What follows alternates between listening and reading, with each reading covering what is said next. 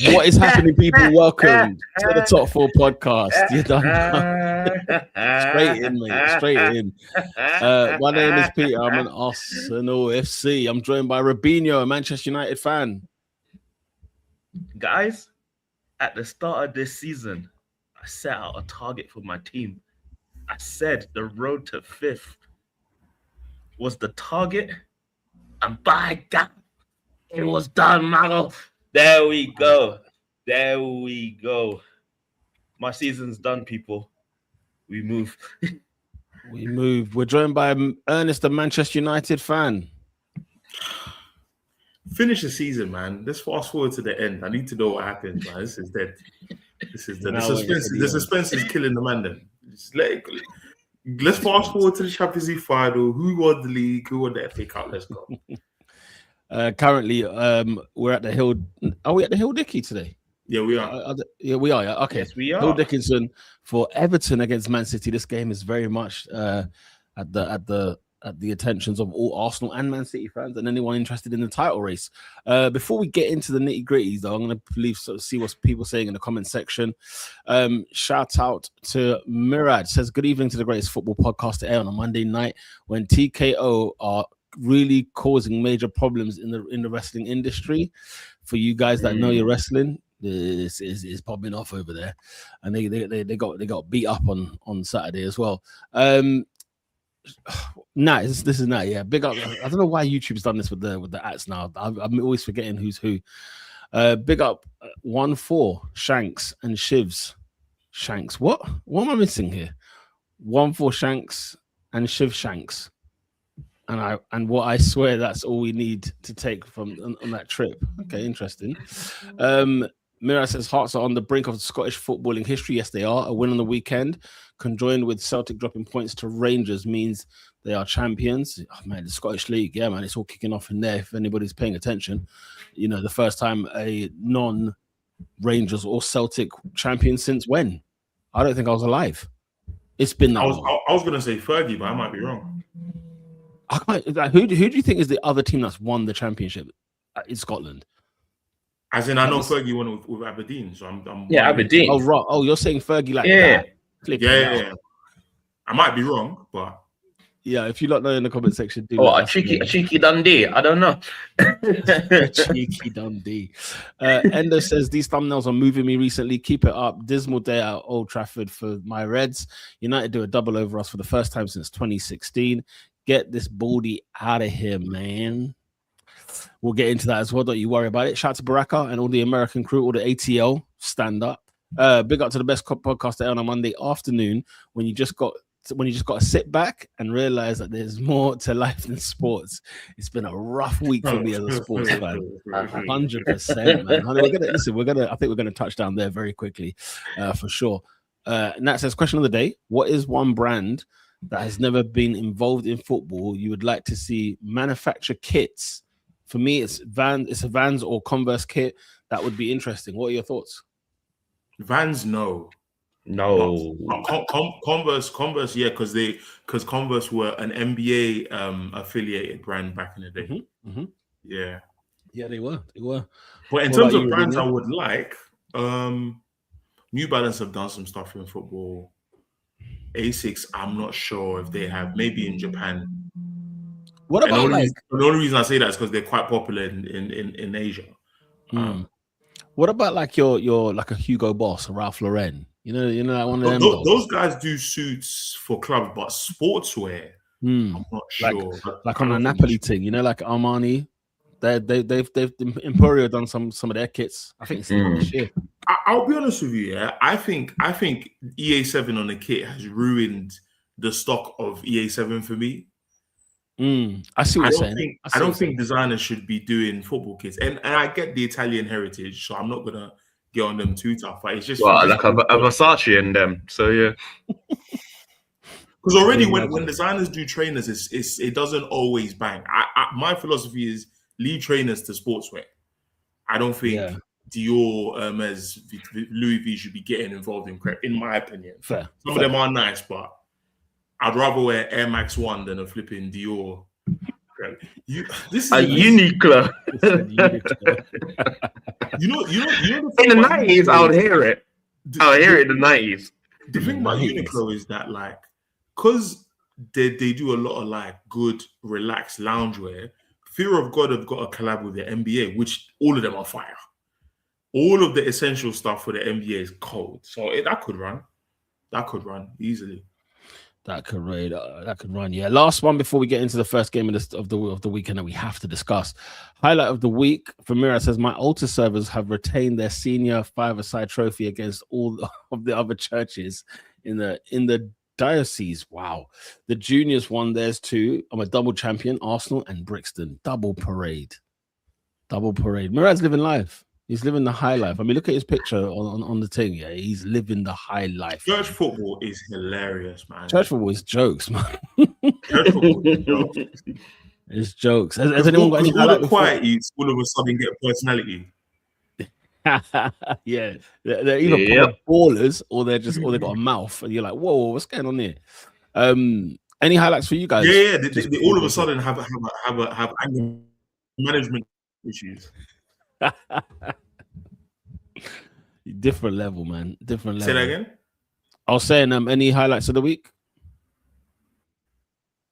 Am I talking too slow? Is there?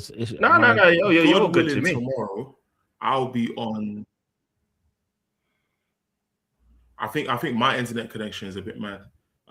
But God willing, tomorrow I'll be on the 30-day 10K step streak. But guys, don't underestimate how hard that is. Can you hear me? Consistency. Yeah. It's crazy. Yeah, the internet is a bit slow, so maybe drop in and drop back out. But what's it called? Yeah, the 30-day streak. Man, I've only ever done that once. I'm on day 7 at the minute. I've only done that once. Yeah, that streak is tough. Today is 29, and yeah, it's mad. Do you have a walking pad at home? By any chance? I wonder if he's got a walking pad. What's your highlight of the week, Pete? Because myself, mine, I was in Paris visiting the family down there, so showing love and all the joys. So yeah, it's all good for me. I'm wondering, like, if I've got a highlight of the week as such. I'm trying to think, like, that's the thing is, you know what I need to? Do you know what I actually need to do? This will help in my walk as well.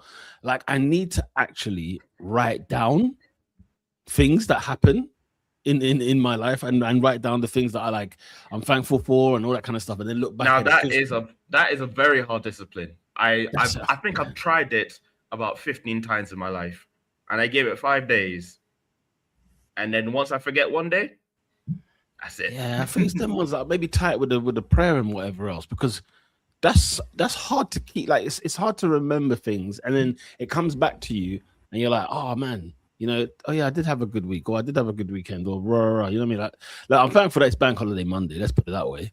You know what I mean? A couple of days. You know what I'm saying? It was good to have a couple of days off. They don't do Bank Holidays where you are. No, it's May 1st. It's May 1st in the mainland Europe. So Friday was, Bank Holiday, but a Monday. Anything from you, Anis? Any highlight? Oh, you said already the 30-day, innit? Yeah. No, big up, man. Big up. Let's see. Last couple. Nat says, highlight of the week, getting a free 27p from my bank for investment savings. In fact, man, corrected that. 21 pence. Listen, every little helps. Who's that? Tesco. There's some companies that got the slogans bang on, because Nike Just Do It is tremendous, but Tesco's every little helps is iconic. It's friggin' iconic. Murad says, who is keeping tabs on the Everton game? I'm sure, Rubinho, you're all over that like a rush. I am live from the Hill Dickinson Stadium. It is currently 0-0. Bit of a back and forth, really. No one's been too threatening in the box. But yeah, let's see what happens. We know what's happened already at Stamford Bridge, because Chelsea held a shellacking at home to Nottingham Forest, guys. Now, Peter, this is we talk about bank holidays and or lack thereof. Premier League, Sky Sports, whoever decided to have a 3:00 game mid-afternoon on a Monday. It's outrageous. Where the people are not about. You're not that guy.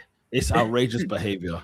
3:00 has caught me off. Even those that are off, I'm sure they were caught off because I was like, you know, in the group chat we're talking about. Oscar was like, I swear we're 2 down already, and I'm like, 2 down already. Like I'm in the middle. He was thinking it's preseason. Do you know what? It literally felt like a preseason kind of day. It was one of them ones where, like, if you're playing at this time, you're playing in America first of all, and secondly, it feels like a mid-season, a preseason type of thing. Is it time to fire the? Is it an SOS call at the bridge now? Is that official? Because guys, you know where they are in the league table. Have you had a look? The last time I checked, it was number 9. Is why I looked. They are 9th in the table with 3 games to go. Chelsea are 9th with 3 games to go. What the hell is going on over there? I think it's very simple. They signed poor, the coach poor, the run poor. What more do you need to know? I mean, I can't help but think Leeds United, you couldn't do us a favor last weekend? Because I thought Chelsea might have turned the corner in that game. Because Chelsea were probably good value for money anyway in that game. But a cup is a cup, though. That's always different. So, like, if it's a day out in Wembley, you can always trust Chelsea to do something on those types of occasions. But when it comes to league form, and again, it's not like this and Nottingham Forest that is running sky high or running rugged. Yes, they have a much better manager after 4 attempts, but it's not like to get beat up like this. 2-0 down in 12 minutes, 3-0 down altogether. They have conceded 14 goals and scored 1. Jeez. in the last 6 games. They've lost. This is the first time, last 6 games, 14 goals, because they've on a 6-game loss streak. First time since the early 1990s. It's not looking good. It is not looking good. And so I said at my workplace, I was like, why did they sack Rosinia? Because you might as well stick with him. At this rate, there's nothing that's going to change between now and the season. The best thing possible would be for Chelsea to actually win the FA Cup, which obviously stranger things have happened. Wigan went down and beat Man City. Cool. But there's some things I just simply do not see happening. And for me, I'm like, sacking Rosinia was for what? What, to stop the bleeding? This guy, the man am telling me he's got no badges. So what are we doing here? I don't know. The guy said, he said I was at last week at Wembley was the first time he went not as a fan. Like, this guy has no badges. You know, like you work at Chelsea Football Club, but you're still going as a fan. Is he me? Like, what no badges? How is he still going to Wembley? Because Chelsea go to Wembley quite regularly. You know what I mean? And he's still going as a fan capacity. That's when you know. That's when you know. I mean, it's 6 defeats in a row. Yeah, is outrageous. And that is relegation form. I mean, they lost against relegation fodder.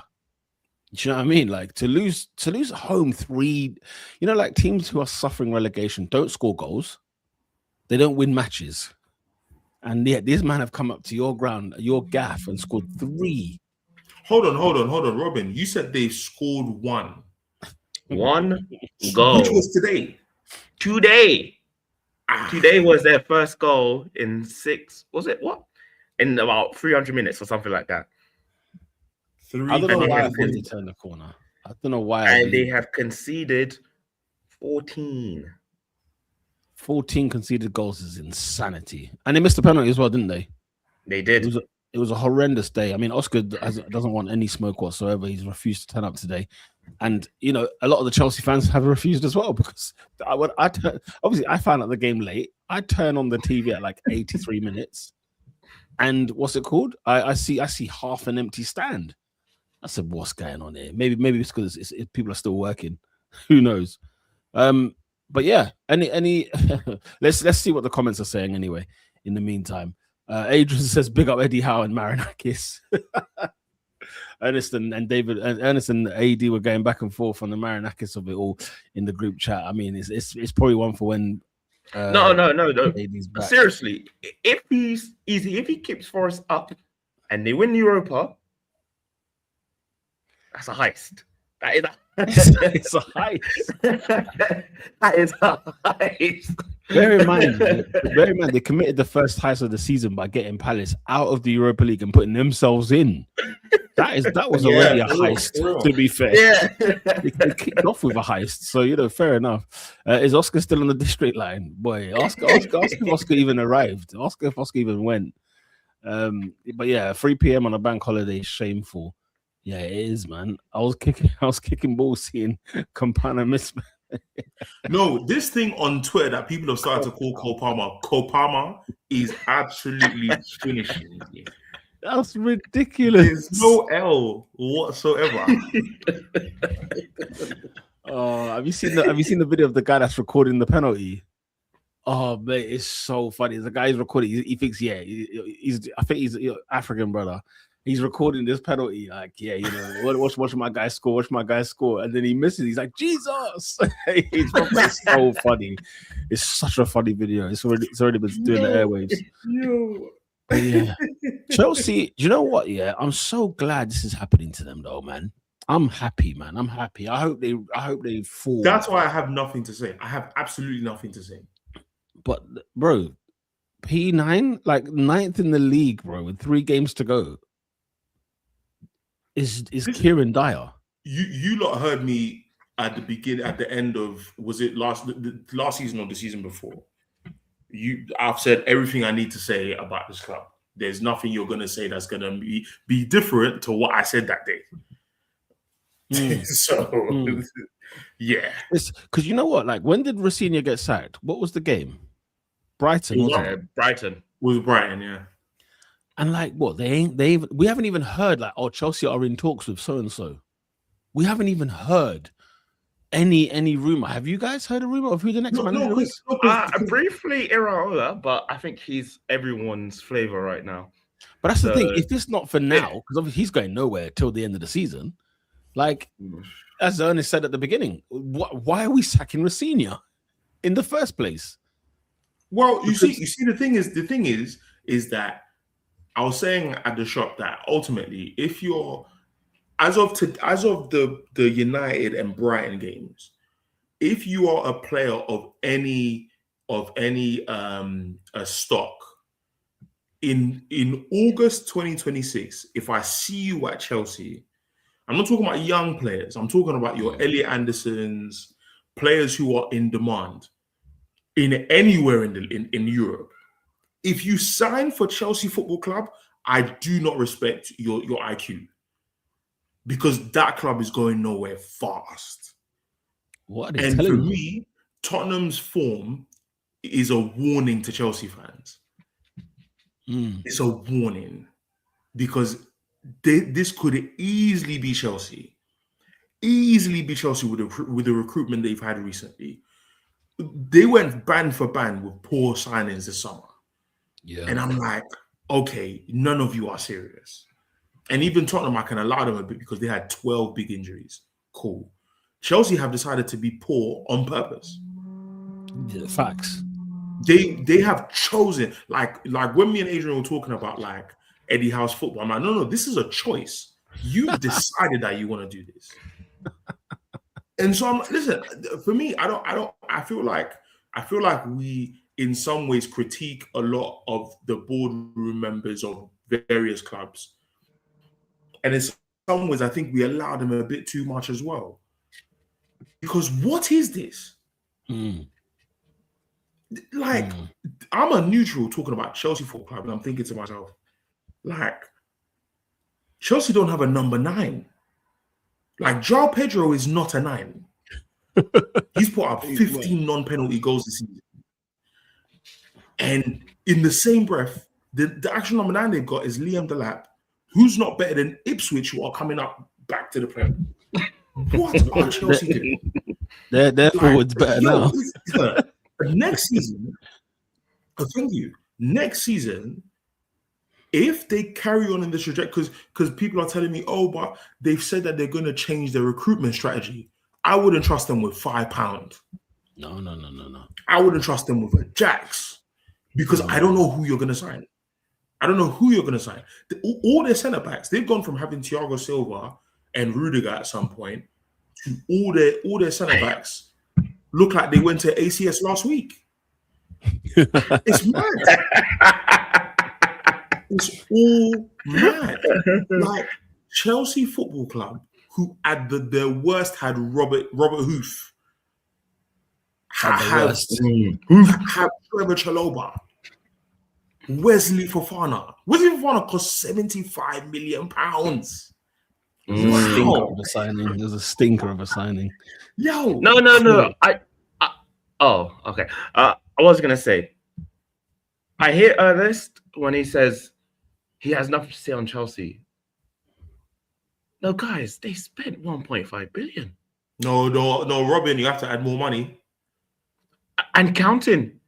No, because that was a couple of years ago. 2 billion. Yeah, because they hit the billion mark about 2 seasons ago. Yeah, no, I know it's 1.5. I know it's not 2 billion. I know it was above 1.5. It's just shy of it. Yeah. It's shy of 2 billion. You might as well round it up. But when's the last time Chelsea had a good window? Like, when was the last time they had a good window? I'm going back to Lukaku. Like, the question seriously needs to ask, like, where did the money go? We can see the thing is, it's all there on the pitch. I know, but where's it go? But the thing is, like, that question implies like we don't know where it's gone. It's missing. It's there. It's there on that pitch and it's on that bench. You can find it all. And the thing is, if you said, Chelsea has spent 500 million in the last 2 years, I can put all the 500 million right there for you. I can calculate each one of those and it will run up to 500 million. They're there.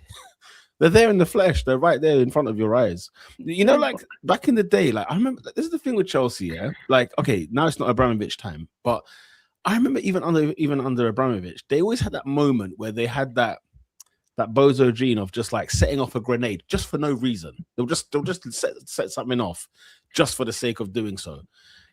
But then on this occasion, like they are literally, as you say, they are literally setting up dumpster fires in their own camp. This is a team who were they second or were they at least top 4 when Maresca was sacked? I don't know why I thought it was second. I think they were third. Like they were third.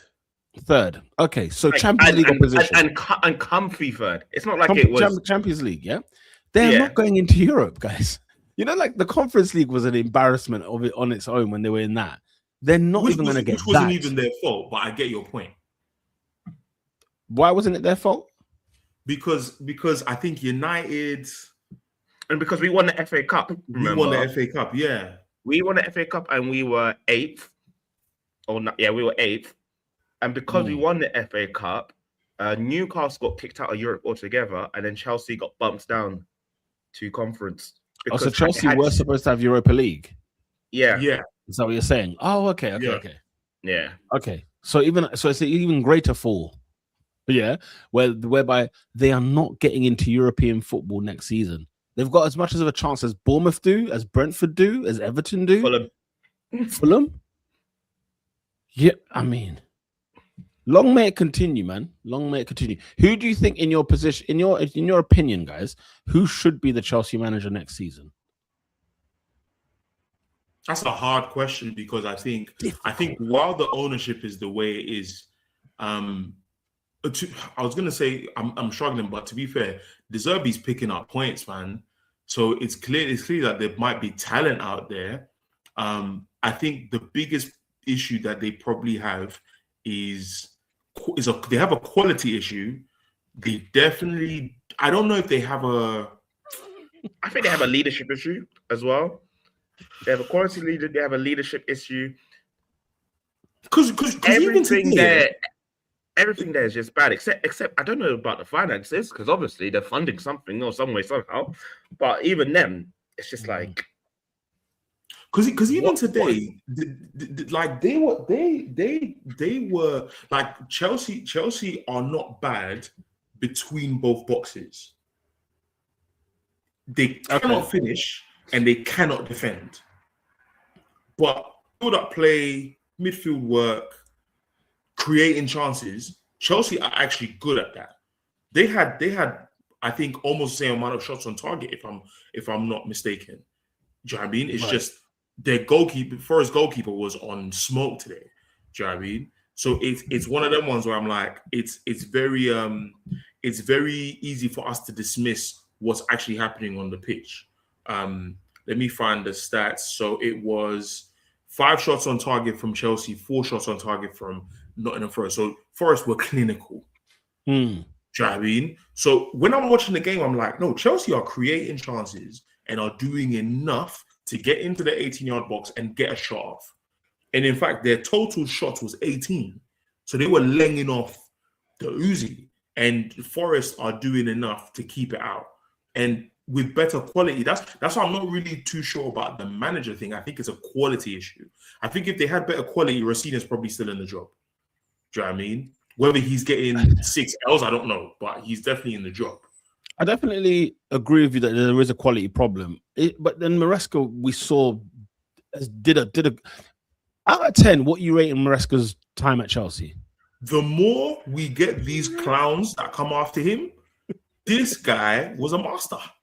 The stock is rising. No, do you know what? Because I keep asking, why is he linked with the City job? Then what he's done? No, this guy's actually pulled miracles. He won the championship at Leicester. He took Chelsea to heights that they hadn't seen since Abramovich era. Yeah. And the Club World Cup, we saw performances that we had not seen from Chelsea in years. And in the Champions League this year, he beat Barcelona at home. With this squad. With this squad. So if Pep is to leave, give him the keys to the City. Give him the keys. Interesting. Yeah. He probably wouldn't be my first choice City manager, but in the life after Pep in the Premier is going to be very different. But go on, Peter. No, you're right. It will be. It will be.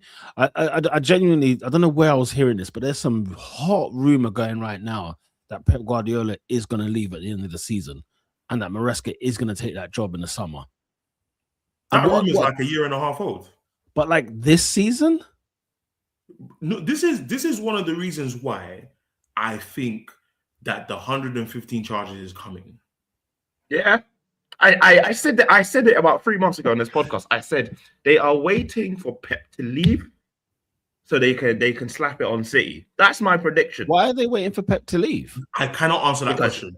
I cannot answer that question. Pep is the current face. He's the face of the company, if that makes sense. So when you put it on here, sorry, yeah. I thought you meant like, I thought you're saying it as the Premier League are waiting for him to leave. Then they'll do it.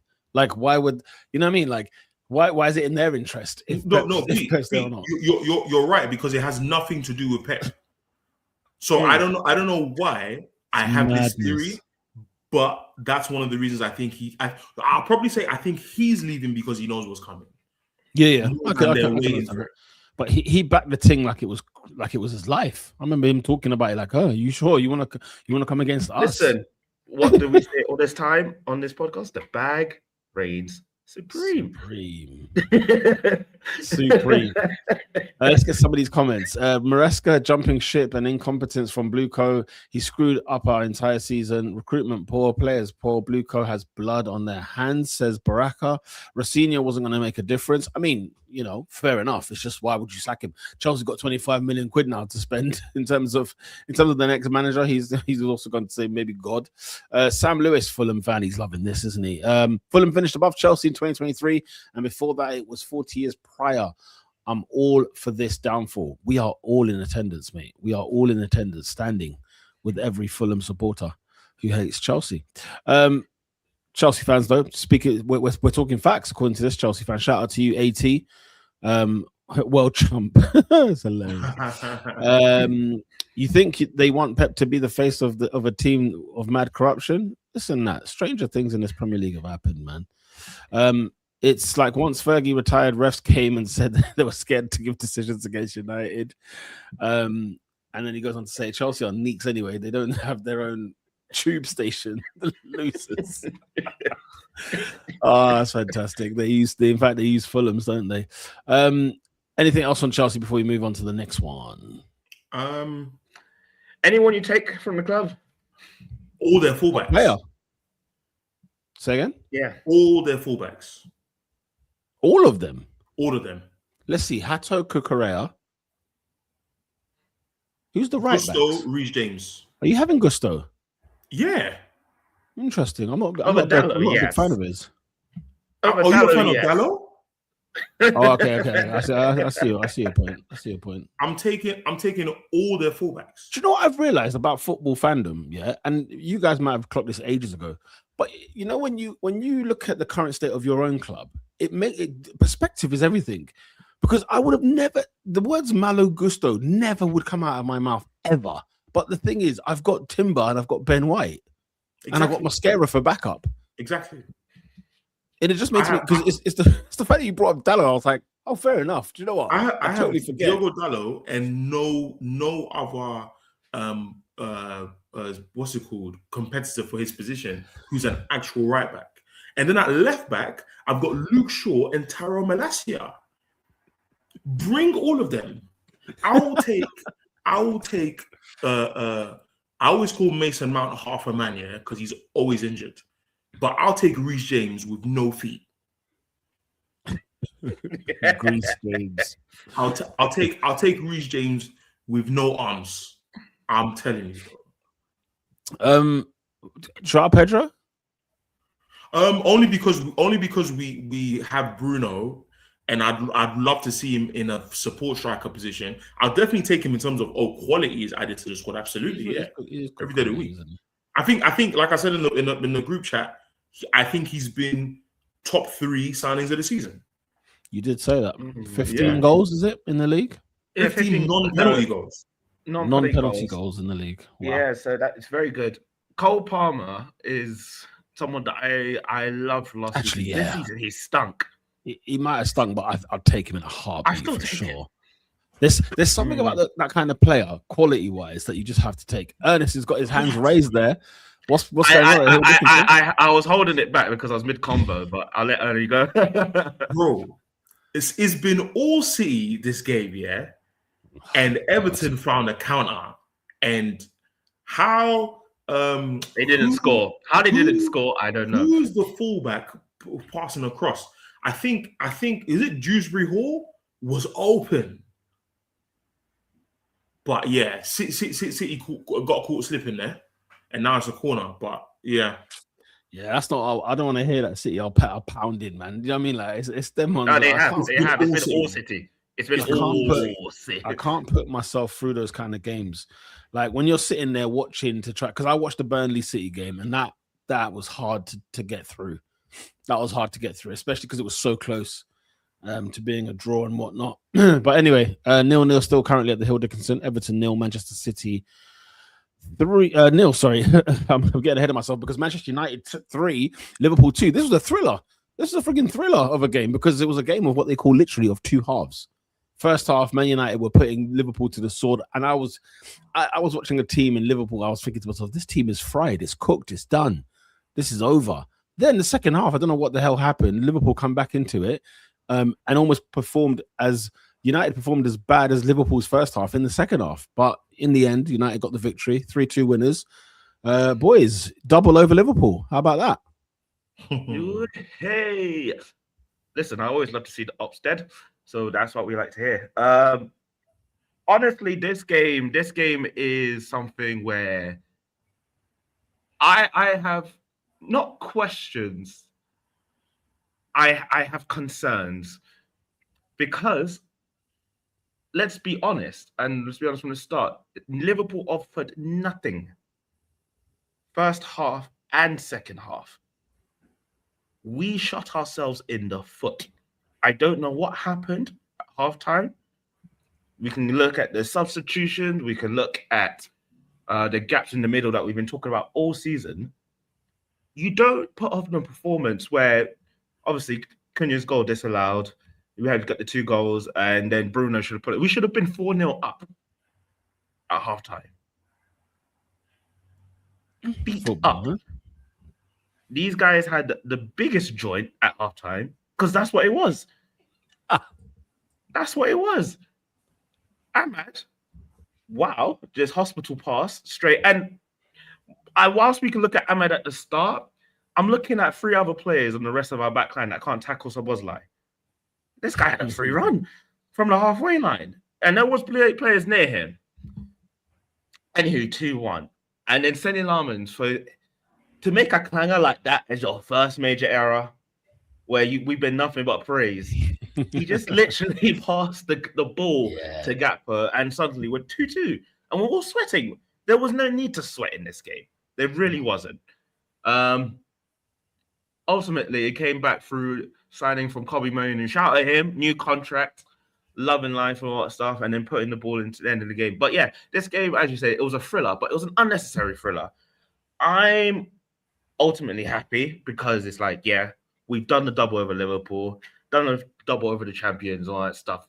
But it just made my concerns about what this team can do and what it fails to do and what we need to address in the summer. I'll stop for now, let Ernie speak. But yeah, there's a couple more things that we'll tackle throughout this game. There's lots of comments from this game, but yeah, I'll stop for now. I'm always worried about United, and I said it, I think, around the 25-30 minute mark, that there are too many gaps appearing in our midfield. And as much as it's happened throughout the season, Carrick is doing things that's justifying why people don't want him to be manager, because there is this idea that someone said it on Twitter, that Carrick is much closer to a Carlo Ancelotti from the perspective that he is less about the details and more about trusting players to use their own instinct in decision making on the pitch. And I feel like I don't think you can trust these players when it comes to like the crunch, when it comes to game management. I feel like we really, really shot ourselves in the foot. The 25-30 minute mark in the first half, I thought, yeah, if Salah and Isak were both available and firing, it's a very different result today. We did our best to try and control things in midfield. I think Mainu was good. I think Casemiro was good. The problem was the gaps. There were so many gaps. When you play with somebody like Bruno, you're always going to have to risk spaces in midfield, which is why I think that ultimately, I think United fans don't probably want to hear this, but we are at our best when we are countering, because we don't know how. Maybe it's a recruitment issue, but we do not know how to deal with. Because Old Trafford is a big pitch.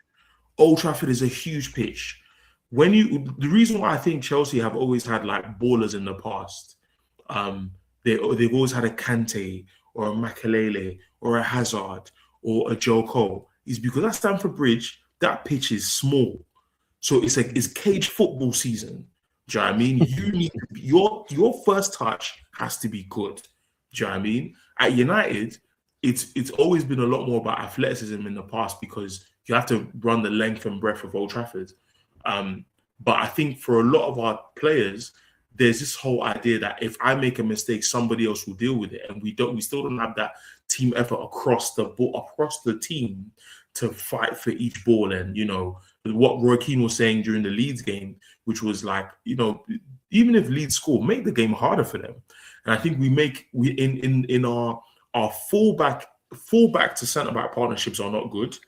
Luke Shaw is always on an island with him and Lisandro, and Dalot is always on an island separate from Maguire. So there's always gaps. And our forward line, and Mbumo's been pants. Do you know what I mean? He was good in the first half on Sunday, because I didn't see Andy Robertson for 45 minutes. I did not see it. Slaughter. Bro. And then on the other side, what's his name? Curtis Jones was not having a good time either. But ultimately, I feel like teams next season are going to really just have to watch the last 4 or 5 games of the season to know how to beat United, which is the reason that I'm pleading with the club. get this summer right, man. This summer is make or break. I need 3 midfielders.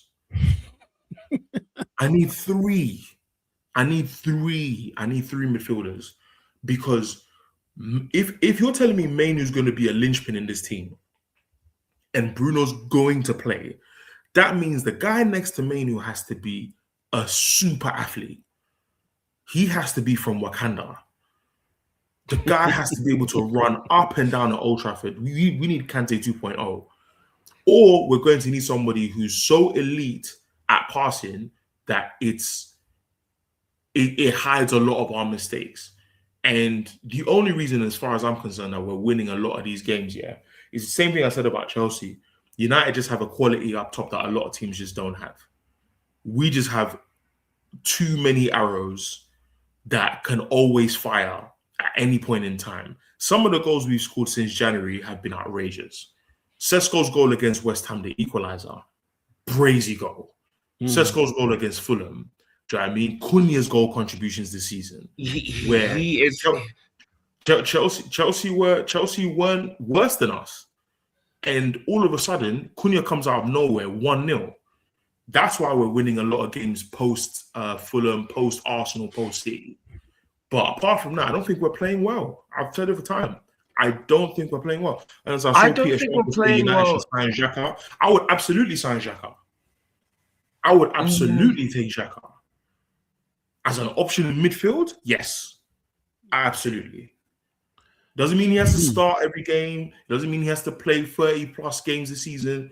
But as somebody who's been there and done that in the Prem, yes. Absolutely. I mean, that goes on to say that United need Belieber, but I'm like, well, which one? Because if it's this year's Belieber, who doesn't even start for Brighton anymore? That's how I feel. That's how I feel about Cole Palmer and Miles Lewis-Skelly. I'm like, I'll take all these players you guys are mentioning, but am I getting this year's one or last year's one? Oh my God. What's happening at the Hill Dickinson, Robin? 1-0 Everton. I'll wait for Ernest. I'll wait for Ernest to come in. 1-0 Everton. Wait, let's wait. Just wait. Don't do this to me. Don't do this to me. It's close to half time. It looks like it's the 43rd minute or something like that. But yeah, what was I going to say? I wanted to speak very quickly on Benjamin Sesko, because he's a player that flipping heck. Yeah. I fear, unfortunately, it is 1-0 Manchester City. You lot are so annoying. All right, talk us through it. What happened? Jeremy Doku, top bins. Rifle, yeah? Bins. Do you know what is it? When you said that, I just picture what I picture is him darting around. It's like an arc of frustration, darting around. It was literally an arc of frustration. And then he just leathered it. and Pickford in the mid-air, man. Mid-air. I could just picture it. Anyway, I don't know. Oh well. Everton are a goal down. Manchester City. Wait, no, yeah. Sesko is a player that has benefited greatly from the change of the formation. But what I've actually appreciated about him is that when he's actually learning from how the team works, he's trying to adapt and all that stuff. And that's one thing that I think. One thing I love about players is that you don't have to play football only one way. Yes, master your position, but you don't have to play football. Like, if you're not getting the ball, what are you going to do? And that was the biggest difference between him and Højlund. Yeah. So, like, all that stuff, what are you going to do from that? Shout out him. Shout out, who else I was going to say who's fantastic? Yeah, Casemiro. We cannot replace. We cannot replace him. Because that's where I'm worried. I have a feeling we'll give him a new contract, a 1 year. Nah. I don't think we're going to afford it. That Inter Miami, he will hook up with Messi and them man there, and he will live out his life. The reason I don't think we can afford it is because we don't know what we're doing with Rashford. Of course, he's still one of your players, isn't it? Yeah, and I think Barca are thinking. I think everyone's kind of looking at like, oh my god, Rashford has been so good, and yeah, Barca still don't want it, so he must be a problem child. I think this is purely financial. No, purely financial. But no, because Marcus Rashford, no, but obviously agenda, innit? But Rashford is on 300 and something, and you're telling me to pay 20 million for him, but I will take 20 million if he wasn't on that wage. I think that's what Barca are saying. Because he ultimately has been an asset. This might be a red card. I see what my man pop. I see him pull out a yellow. Yeah, VAR's getting involved. Double foot up, but black at the last minute. So okay, no, I can't hear what the commentator is saying, but yeah. What's the challenge? Who's made the challenge? Slight tackle. Jeremy Doku's Michael Keane. So Jeremy Doku, Doku's just controlled the ball, but the slight it's a reckless tackle. I won't lie to you. Is it? He does not get the ball in any capacity. There we go. No, staying with yellow card. So yeah, for me, that's orange. For me, that's an orange. Like that's a strong one. Where are you with Bruno Fernandes one on Szoboszlai? Same color, bro. The same foul that happened to him, but Van Dijk did on was it Bruno? Yeah, the same foul happens. The same foul happens. Referee says nah, and then calls the Bruno. I'm like, guys, like it's mad, but wherever consistency. So no, the referee we can talk about that had an absolute stinker. Not just for us, I think for both teams. He's had an absolute howler throughout. Sesko's goal shouldn't have counted. It was handball. Bruno should have been sent off. We didn't have any fouls against us that I'm like, Liverpool are just literally trying to break our legs here. And he's just like, yeah, no, play on. I don't know what he was on. He definitely had a bet, but yeah, I just think he just did not shine himself in a good light at all in this game. But what can I say? I say the same thing every week on that matter. Yeah. Let me get through some of these comments as well. A lot of people have been chatting about this game. Nat says, you see Lemons, I'll be watching out for him, on him soon. A keeper with a Ben White trim can't be trusted. He's not got a Ben White trim. He's got that librarian trim. He is but more Belgian than you believe. Bro, did you not see the players coming to the game and all the drip that they had on? I'll put Lemons' drip in the group chat. Yeah, he looked like, you remember that picture of the Man United players on the streets of Manchester with the boot cuts? Yeah, that's what he was on. That's what he was saying. Yeah. And that says second United 2 games a week will be funny. They struggle in the second halves, and 1 game a week Champions League will finish them. It'll be interesting to see. I mean, Gary Neville was saying something like, what did I hear him say? That United could be challenging for the league in the next couple of years. Like next 2 years? But you see Gary Neville, yeah, I think I said it in the group chat, like he's a real Boy Scout. Like he sounds like he echoes, like he's an echo chamber of Fergie in the wrong era. Like I can only imagine what he was like in the dressing room when he was the elder statesman to like Raphael and Fabio, and like he was just talking a lot of the echo chamber. Like, guys, we can do it. Just believe. And it's like, just chill, bro. Chill. Do you know what's funny? Like if he was like one of the directors at United now, he would pull the trigger and get Carrick in the job now because of things like that. Because, for example, he said he doesn't think Carrick should get the job. Okay, that's interesting. Okay, that's interesting to see. Him, Scholes, Keane have all said they do. He said it repeatedly. He doesn't think Carrick should get the job. Interesting. Okay, because in the same breath, it sounds to me that Neville is. I don't know what you guys think. United fans are obviously happy at this moment in time because of the turn of fortunes and everything else. But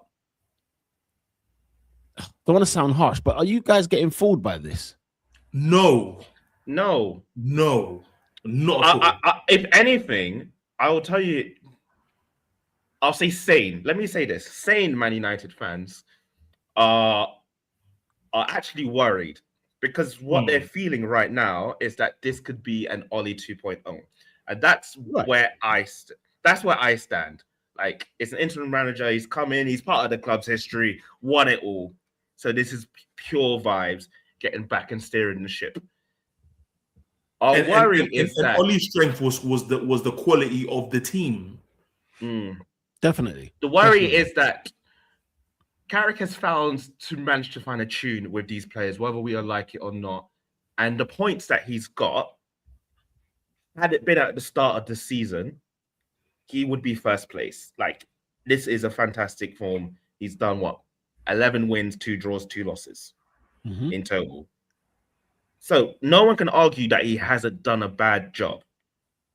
The worry is that, right, we give him the keys, so on and so forth, and then people figure him out. How does he adapt? How does he change? I've said it many times. He's terrible at substitutions.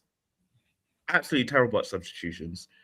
I don't know for sure if he knows how to do a plan B. He has no plan B. And all that stuff. No plan B. And what Ernest said earlier is Ancelotti. I call him an economy manager, is what I call Ancelotti. It's like, if the players are there, if the people are there, and the mindset is there, let the game play out. And that's what it is. So, and that's the worry. If you ask me who the next manager is going to be, unfortunately, I think he's done enough to turn people's heads. I think he has. Who do you want it to be, Robin? When I said earlier, when I think it was Adrian asked me if I want Iraola or Carrick, I want Iraola. I want him. I think that would be a good choice for the players that we have, all that stuff. And ultimately, what I want is a manager to carry on what we've done here. It's a start. It's a very good start. Don't let the momentum drop. However, I'm just like, it's just worried.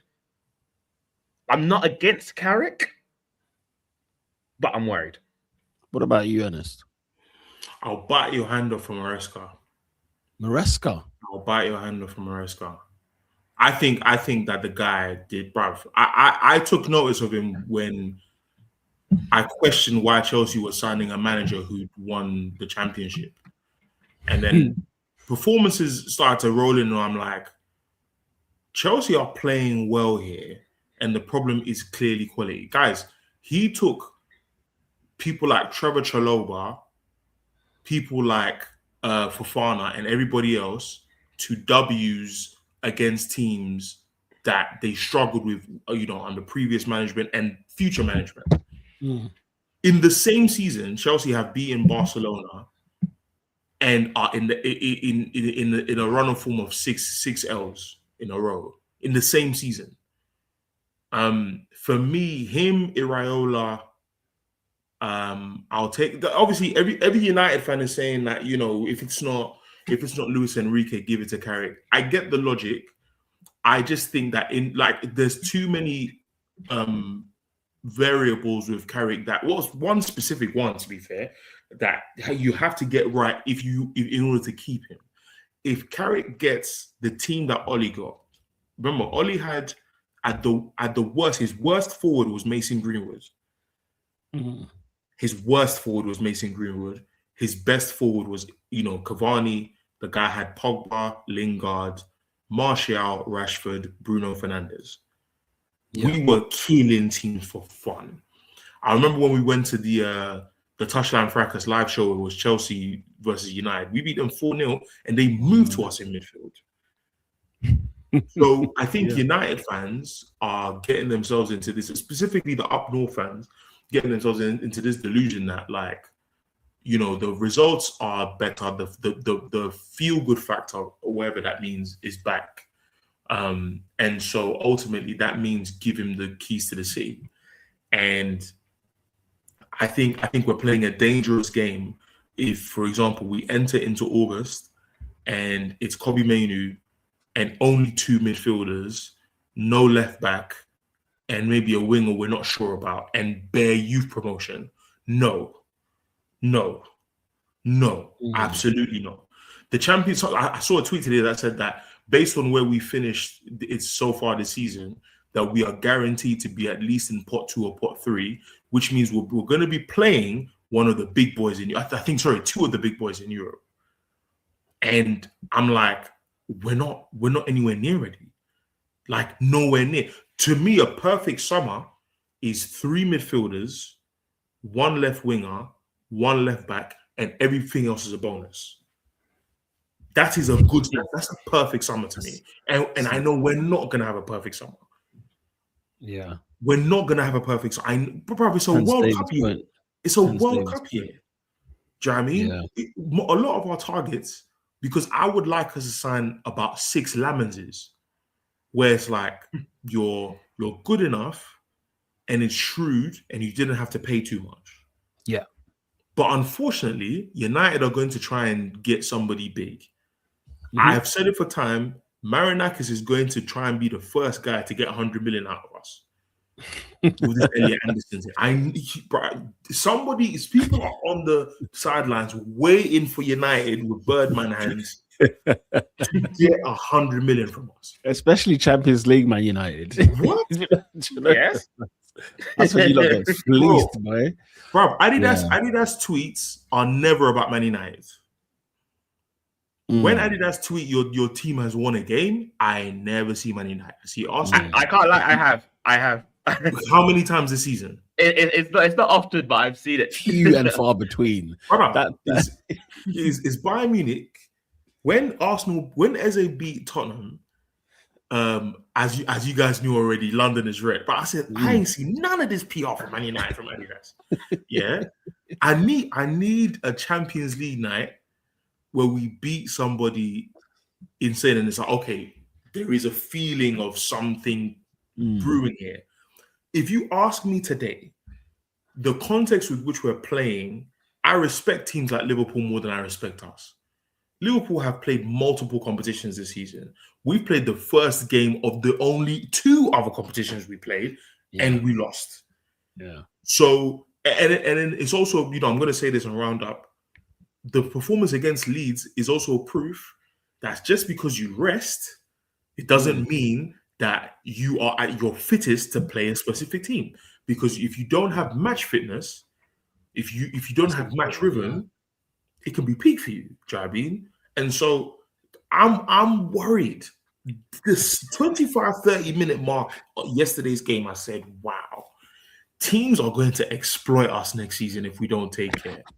But when you get a goal, because even by the time Mainu scored his goal, we're still not out of the woods here.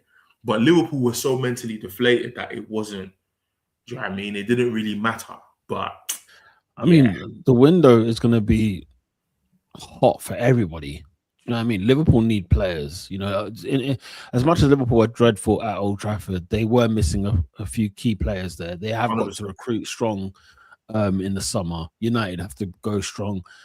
Chelsea will need to go strong. City will probably want to re-up. Arsenal need to re-up. You know what I mean? Like, I'll be honest with you. 2 teams you just mentioned, I think if Arsenal win the league, you don't have that much pressure. I feel like you'll be one of the few champions where it's like, oh, they did it. 22 years, they did it. So we can't really talk about building on from here for now. Chelsea, in my opinion, are a non-entity in the summer transfer window.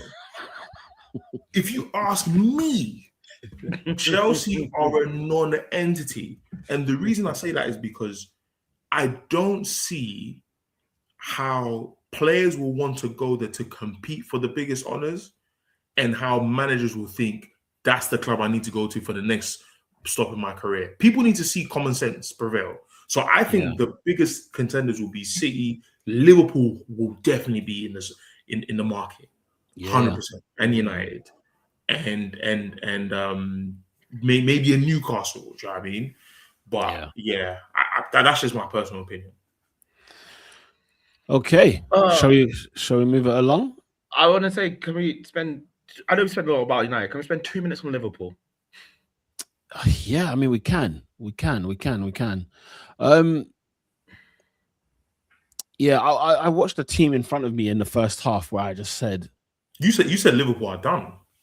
I thought I said to myself, this team is actually cooked, because the number one, like, don't get me wrong, they had very important injuries out. Yeah, fair enough, but Slot did not have an answer for this situation, because United came and railroaded them in the first half. And I was like, this is going to get ugly, man. I don't even know if I can watch the second half. I was like, this is going to get ugly. But I've seen a few games this season from different teams where I've been like, you know what? The first half doesn't tell you the whole story. And in that second half, you know, they came back into it. Now, as you guys have mentioned, it's not even Liverpool came back. United just literally gave, you know, had the biggest spliff at half time and gave it back to Liverpool. And you know, I do believe that obviously in some ways, and I do believe at the same time, clearly at halftime something was said. Maybe United players thought the game was done. Do you know what I mean? Because they would be forgiven for, because this first half of Liverpool's, I mean the what was it, the Van Dijk head back when United go through. I don't think you lot scored from it, or maybe you did. In fact, the first goal, and Van Dijk attempts to get the header in. You're just like, what the hell is this? Like, what's actually going on here? It was horrendous defending from him, and everyone, like, nobody could really have an account for themselves. Andy Robertson, you mentioned, he was getting haggard in that first half. Then they've got Curtis Jones at right back. Liverpool, you know, United targeted these people, and Bruno Fernandes. You know how old Bruno Fernandes is? 31. Do you know how old he is? Do you get what I'm saying? 31, I believe. Yeah. and he's there with the ball, playing like he's in Burgess Park. He's literally having the ball, and you're 2-0 up, and he's barking at one of your players for misplacing a ball or not making a certain run. I can't remember who it was. I think it's Dalot. He was giving Dalot an earful in that first half, and rightly so.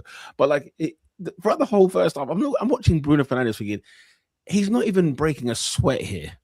And Man United are playing Liverpool at home, and he's not breaking a sweat, and he's not even satisfied with the 2-0, because he knows there's more. There's more to go. But no, we should have batted him. We should have batted him. Honestly, I said it should have been 4-0 at half time. I saw a death of a football club in front of my eyes that first half. I said, this is it. It's over. Like, Liverpool fighting for this league again and all this. And you know, when you're looking at their squad, I'm looking at the bench. I said, who they got to bring off the bench? You know what I mean? I was looking at the bench, nothing there. How Rio did not start is I want to speak about one Florian Wirtz. I can't lie, I want to speak about him. I was watching him, and I was like, he can't keep up with the pace. And then instantly, I could hear Ernest saying 116 million pounds. It's the first thing that I literally said to myself, he can't keep up with the pace. And then I heard 160 million quid, and I said, nah, do you know what? Bro, I did a video on this podcast, right, about Wirtz being the biggest signing in the Premier League, if not in Premier League history. I was on the bus in Kilburn going home when I watched that video. I will never forget that day. I can't forget it. Sure, mate, I was sold a dummy.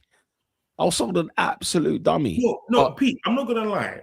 I never used to be an accountant, but the numbers are getting out of hand. 116 million British pounds. Brother, like, that's the other thing. So on the one hand, they've got players out, yeah. And then on the other hand, I looked at the players that were on the pitch and how much they all cost. And I remember saying to myself, you know, like Jamie Carragher, I think at halftime said something like, you know, Szoboszlai, I think Szoboszlai scores the first goal for Liverpool. And he says, if there's anybody that's going to get back into this game, it's Szoboszlai. He was good in the first half. He's been their best player all season. And I remember going back to the point saying, yeah, it's easy being good in a crap team. This is RP.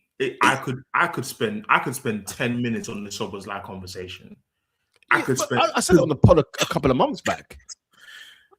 You know, anyway, but yeah, because people are telling me Szoboszlai is Liverpool's best player. I said, that's not difficult.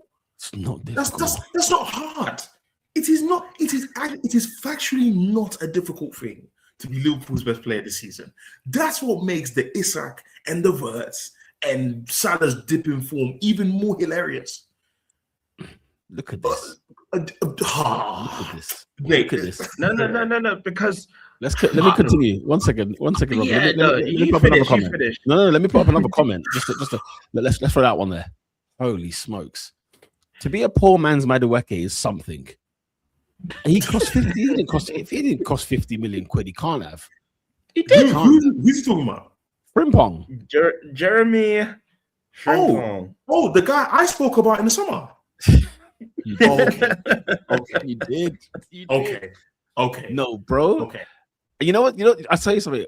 Adrian needs to watch this interview. Yeah, there's an interview that Frimpong does on TNT. And by the way, Liverpool and TNT is not a relationship that anyone should be comfortable with, because do you remember the first thing I said to you guys about Mo Salah's leaving Liverpool, and he's in his backyard? First of all, he's not even on the training center.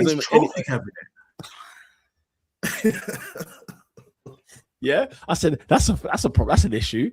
Do you know what I watched? I watched it. I think it was happenstance. I think Liverpool were playing PSG, and Frimpong was talking about like wanting to move to different clubs where he can go and win trophies. He said, "I came to Liverpool so I can win everything." Pete, pause. Why do him and Isak sound like they're from Halston? I honestly, there's something. The worst one. When I saw him doing an interview at Newcastle, I said, "Since when?" No, Robin. When did you take the H14? I need to know. Robin, in the words of our great prophet and father, John Obi Mikel, you've only been there 5 minutes, mate. You've only been there 5 minutes.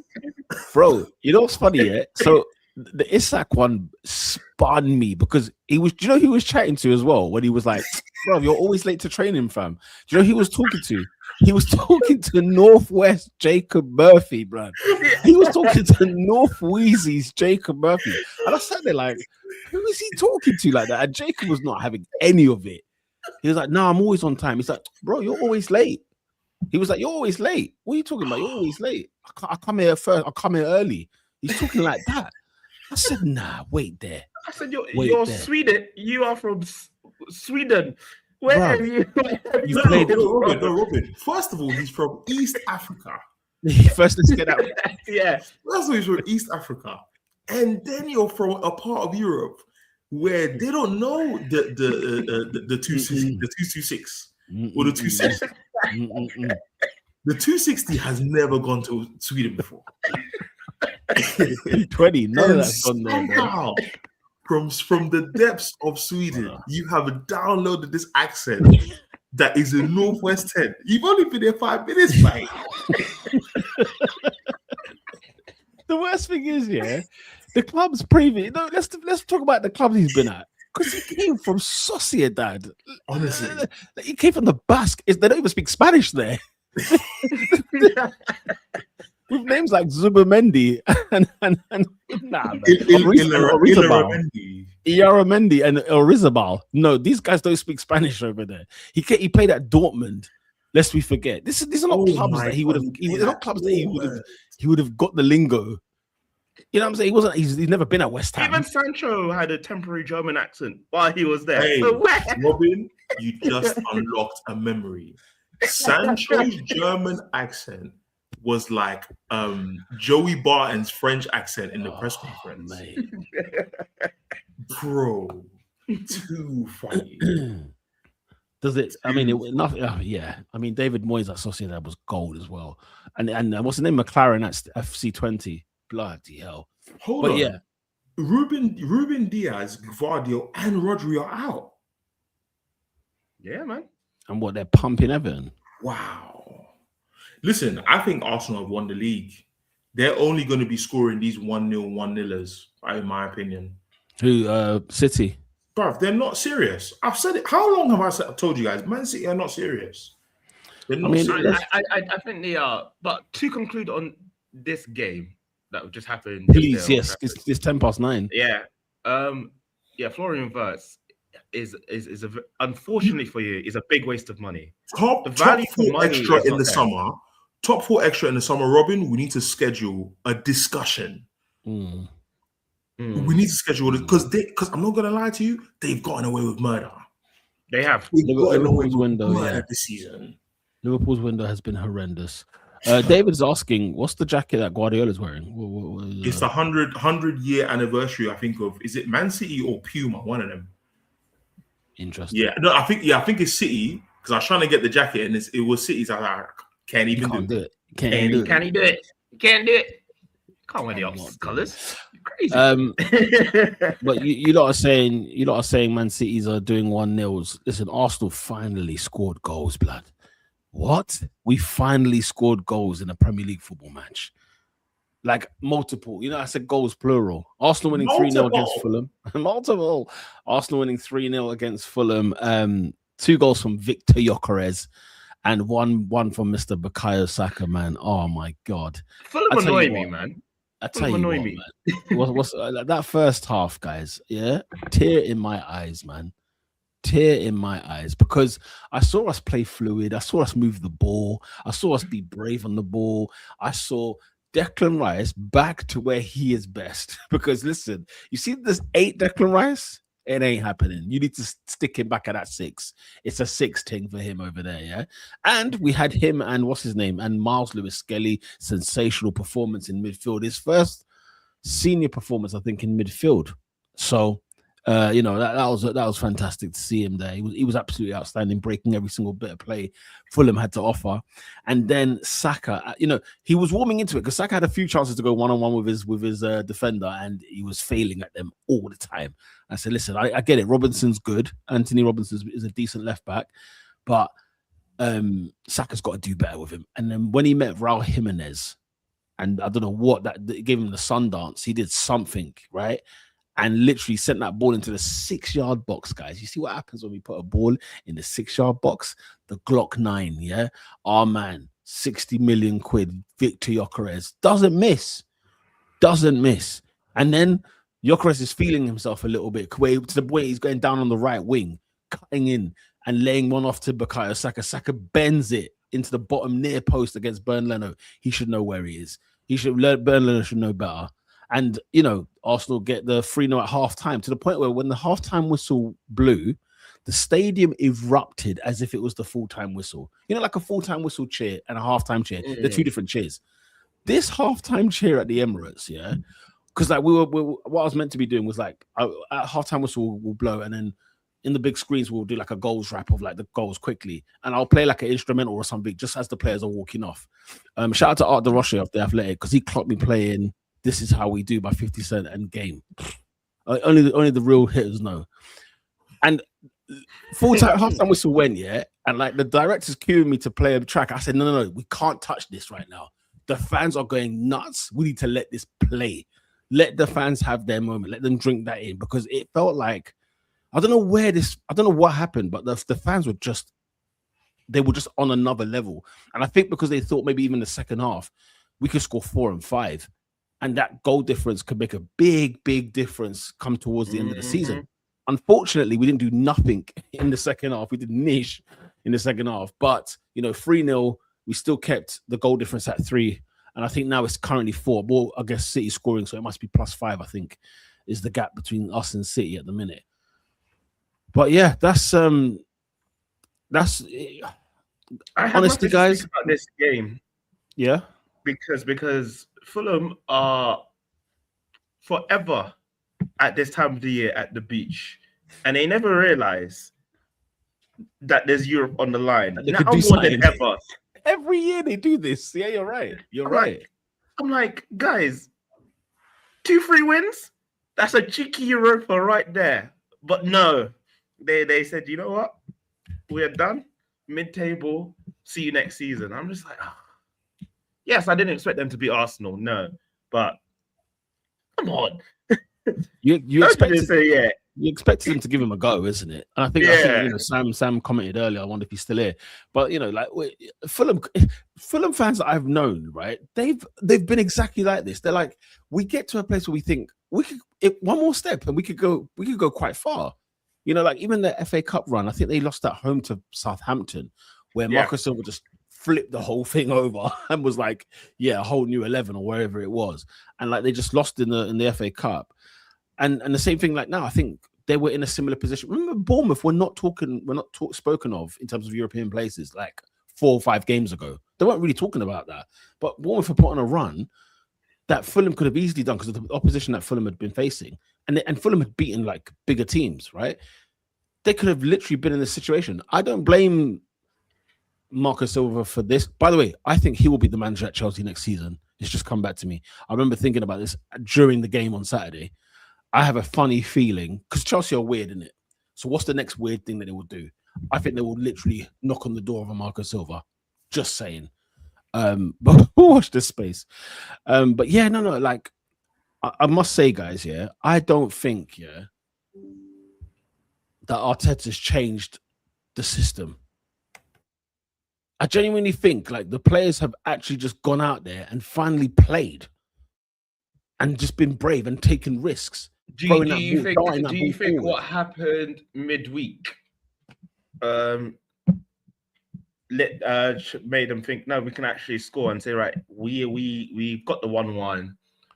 Everyone's thinking we're playing too defensive. Let's actually go show them what we can do. Or it was just one of those ones where the opposition allowed you to play like that. I definitely think the opposition allowed us a little bit more because Man City away was where we first saw this kind of football from us. We went with the same 11 against Newcastle and it was a dud again. It was another slugfest, boring. The thing is, we were quick on the ball on Saturday. And it's the one thing that we've never been all season is quick, unless you're Tottenham or, unless you're Tottenham or Man City, for example, where it's a big game, it's a big occasion. We're trying to go at them. We're trying to hit them. That's when it seems to be the only moment that happens. Now I'm there thinking, is it because the title's not in our hands anymore?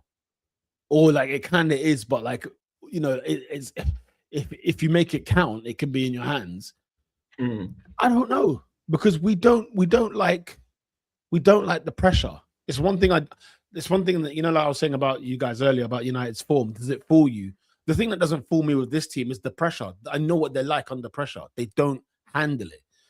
So Arsenal, when there's nothing really necessarily riding on something, they can go ahead and beat teams, swat teams away. But as soon as you tell them this is a big game, like I do. The Atletico Madrid game tomorrow is 50-50 in my opinion. Even though we're the home side, I don't know who is winning. Even though we got a great result out in Madrid, and we could have probably won the game in Madrid. Who knows? But the home game is going to be 50-50 in my opinion because I don't think we'll be as great as we were against Fulham because obviously Simeone's not going to let us have that space. But if that's the case, look at how we were away at Leverkusen, away at Atletico, home to Newcastle, home to Bournemouth. When teams press us, we're in trouble. We can't handle it. So, I generally do not know how tomorrow is going to happen for you because both of you committed sins on Wednesday night in general when it comes to the game of football. But it was as in it was no Bayern PSG. No one expected it to be Bayern PSG. No, but it was literally the opposite of what football could be and what this robotic nonsense that we had. But honestly, I think tomorrow is going to be a big indication of how you play for the rest of the season. Personally, because I think if you're in the final, your heads won't be full-time Premier League. Like it will be like more. We have one opportunity for 2 titles. We could only choose one. That is how I think Arsenal's going to think. Bro, the final would be against either Bayern Munich or Paris Saint-Germain. No, you're not winning. Yeah, you're not winning in my personal opinion. But yeah. I mean, it's another level, isn't it? It's a different level. Upper echelon. But yeah, no. But you never know. It's the Champions League final. Stranger things have happened. Yeah. And it is the biggest game of the season. But yeah, no. How are you feeling about tomorrow then? Besides 50-50. Yeah, like, bro, I think I'm just gonna be in the moment, man. I'm just gonna be drinking it in, bro. Champions League semi-final, second leg at home. There's no bigger opportunity than this. It's technically like a 0-0 game. You're starting off in a draw. Mm-hmm. Like, go ahead and just, treat it like a Premier League game at home. Go ahead and win 1-0. Do you know what I mean? Like, just do what you need to do to get over the line. We should not play the occasion. We don't do well in that. And listen, Robert, if you play the occasion, listen, the cup final showed us that, innit? The Carabao Cup final showed us that. And if we play the occasion, we will go out for sure. But let's see, I don't know. Has Simeone got the guts to go forward away from the thing is, I think the likes of Lookman, it's Griezmann's last opportunity at a Champions League trophy, all of these ones. So it's not like they won't play to the occasion too, but I just think Simeone's mantra is simple. Any opportunity, snuff it out. Yeah. One-time counter-attack to Lookman or Alvarez, get that 1-0 goal, and shut up shop. It will really be a test of character if we went 1-0 down to see what our response to that is. Because in the last 5 years of Simeone, if you go 1 down, that's that, isn't it? You might as well pack your bags and go. But it will really test our character, full stop. If you go a goal down, or let's see, it's a big game tomorrow. It's a huge game tomorrow, but the players have got to treat the game as they've treated all season, and playing another football match at home, go again and get your 3 points and get out of Dodge. Do you know what I mean? That's how they got to approach it. You booked your flight to Budapest then? Say again? You booked your flight to Budapest then? We might be there. We might be there. Listen, one thing at a time. I'm at the London Stadium on Sunday, so one thing at a time. So, David, have your cameras on, yeah? Make sure your cameras are on sharp. But yeah, Nat says we need to introduce skill of the week because what Saka did to Jimenez is illegal in 200 countries. And yeah, the pass that he puts to Gyökeres, right on a 6 puts. By the way, Gyökeres' header cannot just be washed aside. That is textbook. Who scored a header like this on the thingy? Awani today. It's very similar fashion. Textbook header. The ball that the height and the strength of the neck muscles, the strength to beat the keeper. Nah, man. The one that Gyökeres' goal against Leno was outrageous. And then Gyökeres emasculated Bassi on the third goal. Yeah, Bassi, man. Bassi can't be guys, I'm not gonna lie, yeah. I'm all for our people doing well. He's not a footballer. But do you know what makes me angry about his performance is that he'll come to Old Trafford or will go to Craven Cottage and he turns into Baresi. Weldy performance. players like that genuinely annoy me. Oh my god. What's happened there, Ernest? He has to score that. Yeah. Man has to score that. By the way, he is my number one target at left wing for Man United. He's a baller, man. I like him. He's my favorite player this season. He's a baller. David says, I don't want Zubi in midfield, play the same 11. I mean, Lewis Skelly against Atletico. Thing is, I don't know whether Zubimendi just needs a break and he'll come back and he'll be very... He needs a break. But it's like I was telling you a couple of weeks ago, your manager has to rotate the squad. Yeah, he does. He has to. We have seen... Because there was a conversation, I think, last year that Arsenal fans were saying that Lewis Skelly is better than Kobe Mainoo in midfield. And people were like, well, we haven't seen him in midfield. We need to see him play there. Isn't it? Do you know what I mean? Like, even when they were saying that he's available for sale in the summer, I'm like, I don't know what Lewis Skelly I'm going to get, but I think he's a good player. I think I was a big fan of him last season. But your manager hasn't played him. His performance was he was a definite 9 out of 10 yesterday. Saturday. He was sensational. The way he was just stopping Fulham, like traditional DM, just stopped players playing football. He's a And the thing baller. is, I wonder if Zubimendi will be even better when both him and Rice are sixes, as opposed to Rice being an 8, Zubi was the 6, and then whoever else. And you just watch Eza, you think, how has he not played more games this season?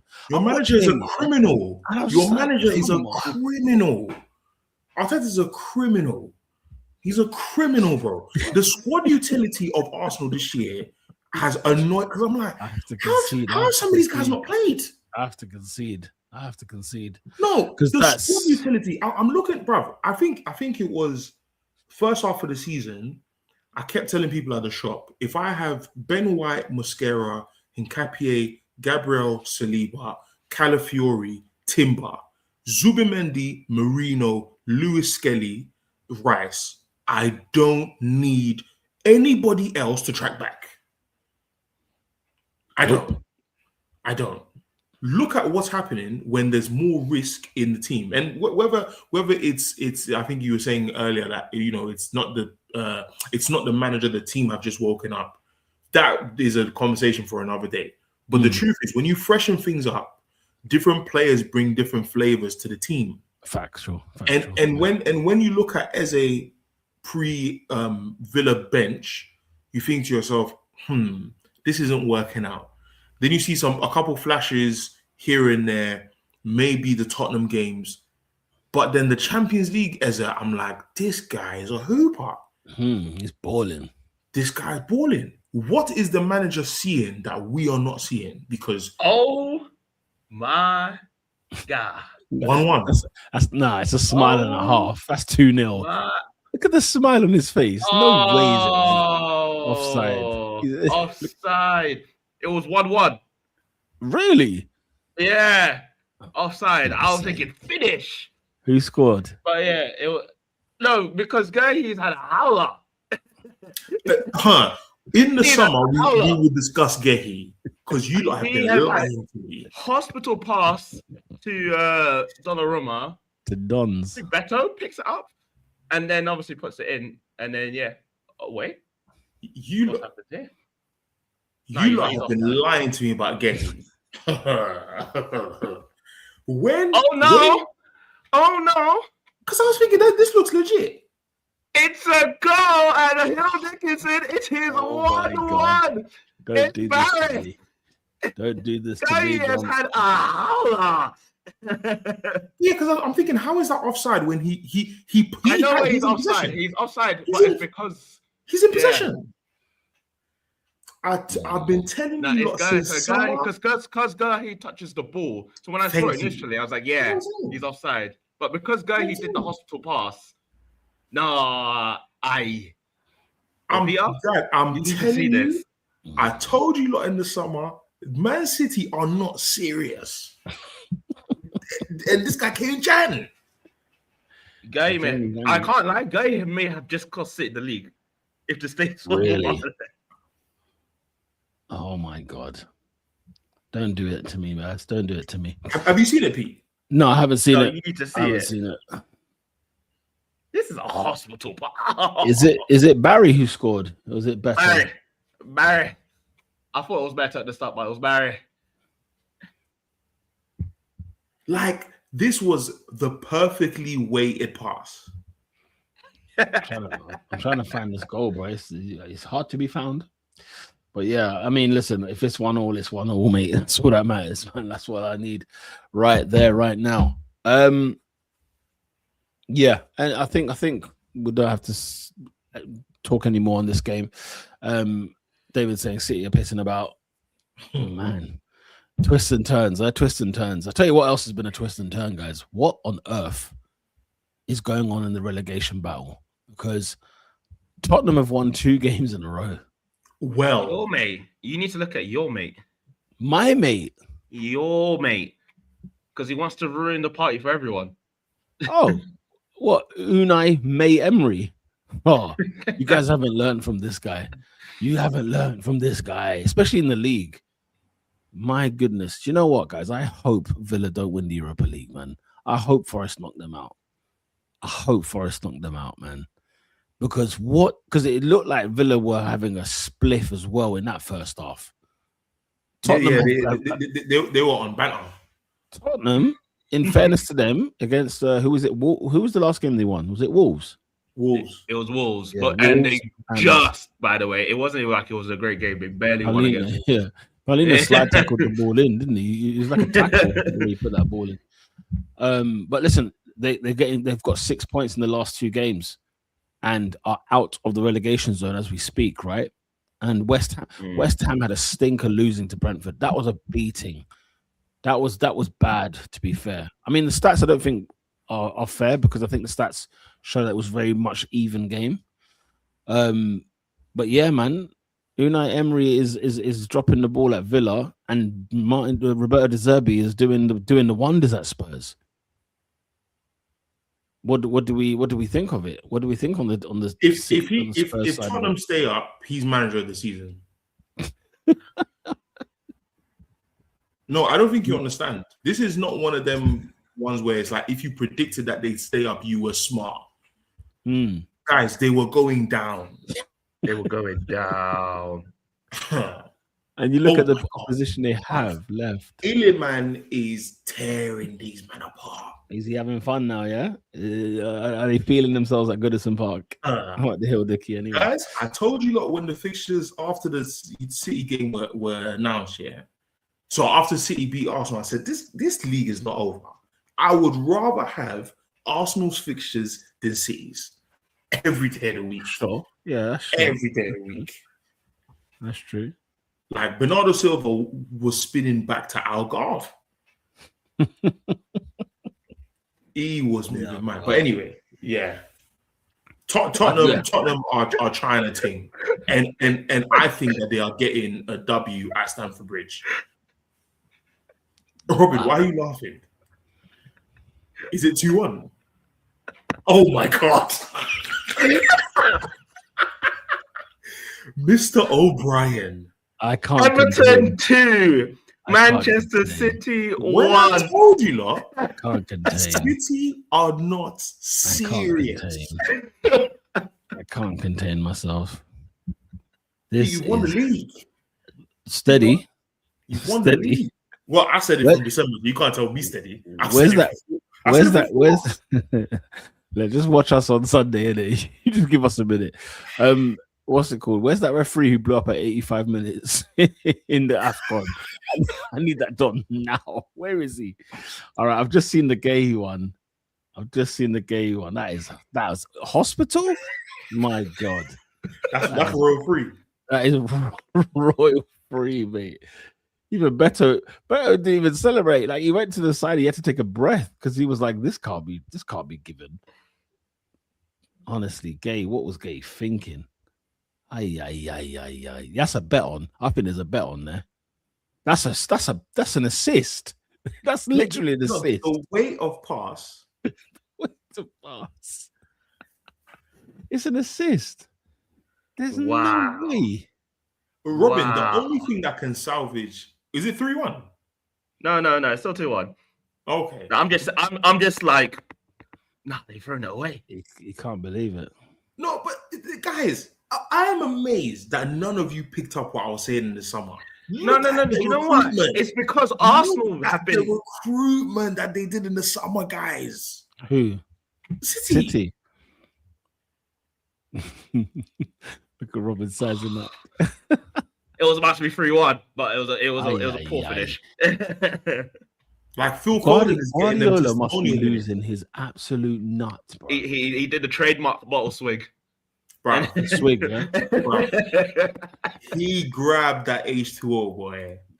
Because you know what? Yeah, he was like foaming at the mouth at Burnley because he was like, "What do these lot? Do you not want to win this league or not? Like, what are you lot doing?" No, but that's the thing I was trying to say earlier is that yes, City have been so un-City like this season, but Arsenal have been pissing about that to the point where they have been saying they've been saying, "City, come win this league." Collect. That's what they say. Yeah. So I'm just like, I'm thinking, out of all teams in the Premier League, when you're given the opportunity, not once, not twice, but 3 times, surely, Man City can go and carry on and win this league. Wow, So, yeah. bonkers at the Hill Dickinson. Spurs are out of the relegation zone. They've beaten Aston Villa. If I do quickly elsewhere in the Prem, Bournemouth 3-0 against was it Palace? They cooked. What are they smoking? I told you. Palace League. They said forget about it. They said no. They might lie down when City come to town as well. To be fair, we played them on the last day of the season, so that could be 6 points. You don't know what's like 1-3 for the City, 3 for us. I think we're all looking at it like that. To be fair, but yeah, Bournemouth are still good value for money, man. They're doing their thing. Brentford 3, West Ham United 0. That was huge disappointment for West Ham because this is now they're in the relegation, aren't they? They're in the relegation battle. Now it's crunch time. It's crunch, especially with Forest beating Chelsea. That's mad. Yeah. The Senesi penalty was a disgraceful decision. Did I see this? It doesn't come to mind. What was the Senesi penalty? Which another player I think will get signed as well, by the way. In the summer. I think Tottenham are leading the race. Oh, are they? Okay, fair enough. Newcastle. That's the thing is that I feel like Tottenham, for some odd reason, I feel like their recruitment won't be bad if they stay up. They just need to stay up. I think De Zerbi will be onto them. Like, listen, you lot might have signed me because you rubbed the lamp and the genie just gave you your actual wish. But if you're not serious, De Zerbi will pull out machetes for these men if they're not serious. Yes, the one when he trips over himself. Yeah, man. He trips himself and he gives the penalty. Yeah, it's a scandal. Oh, because the keeper come out, innit? Dean Henderson come out and he doesn't even touch him. Yeah. I remember that now. It's ridiculous. But yeah, elsewhere in the Prem, Newcastle United 3, Brighton 1. Where did that result come from? Brighton are at the beach. But the European places are there. No, Peter, this is what is annoying me. They are another team that do it every year. I'm like, come on. And then they'll play United, and then they'll turn to Barca 2011. It pisses me off. I say every time, Brentford, Brighton, Everton, Fulham. When there's a conference on the line, and maybe a cheeky Europa, and that will do wonders for your club. You just don't take it. Yeah. Yeah, it's true. Wolves 1, Sunderland 1. Nothing happened there. And on the Friday night, I mean, I don't know who in their right mind watched this, but Leeds United 3, Burnley 1. The only thing I'll say on that game is actually I went to see the Michael Jackson film with the missus on Friday. And the reason I bring that up is because what did Leeds play at full time? First of all, Scott Parker's been sacked at Burnley and they've recruited a manager called Michael Jackson. And then I believe they played Billie Jean. They played Smooth Criminal. And the Leeds fans were good value, man. Honestly, singing the whole song is the funniest thing. Like seeing like proper, you know why Michael Jackson's the GOAT, yeah? Because white people love him. Nah, bro. Like, okay, I don't think it's why. I think every human loves him. No. White people forget he's black. Guys, like black artists don't get like rap. Beyonce don't get this love. Beyonce ain't getting this. Beyonce don't get this love. He ain't getting. He's the GOAT. He's the GOAT. Oh my god, no! But you know what? Yeah, like, do you know what? We come out of the film in it, and I'm thinking to myself. Oh man, you know what? Yeah, there's a lot going on. I'm not gonna lie. There's a lot going on. What's Robin seeing at the Hill Dickinson? What's he seeing? Oh man, Jesus! Don't do this to me, man. Ladies and gentlemen, oh my God. Everton 3, Manchester City 1. I need to know who. There was another calamity at the back, but I need to see the replay. Well, Barry again. It's Barry again. Aye, the City players look shocked. Shell shocked. Haaland's face. That was Nico Haaland Gonzalez and that Shirky's slipped. face. That was Nico Gonzalez that slipped. Yeah. Nico Gonzalez. No, but I just wanted to see. Gonzalez. Let it be known. Yeah, that's what I was just double checking if it's offside. It wasn't offside. Yes. I completely think of deflection off. Yeah. I believed in Arsenal more than the Arsenal fans on this podcast. Let it be known. I'm just saying, innit? Like, I'm not even getting there. I'm not going there. The league is wrapped up. I'm not going there. I told you lot in December, it's wrapped up. The City fans are walking out the stadium. Oh, Erling Haaland, 3-2. Flip's sake. And the City fans are walking back in. no re-entry there, John. Do you know what I mean? But yeah, that was a very, very quick start. Literally, City hit the ball, route one, threw the ball in. Haaland. Donnarumma has never faced this many shots in his life. Not in Italy, not in France. He's come to the Prem, and every time his kit is muddy. You know, like the pictures are so good right now, and he's still getting mud. He's still collecting mud on the shirt. Ben said he walks in at his peak, and he leaves and it's brown and green. Brother, he's walking in black and blue, man. He comes out off the field. I'm not gonna lie, yeah. He's like, Haaland's goal is the funniest thing to happen in this game. Why? Because he just said, "Nah, forget you, lot." Quite like, whatever, man. Oh Jesus! Also, let's not underestimate the ball from Nico Gonzalez. That's a flipping assist. Is it a good ball? Yeah. He just whipped it straight through the middle. Whippage. Yeah. Right. Let's go to the goal of the week. Flipping hell.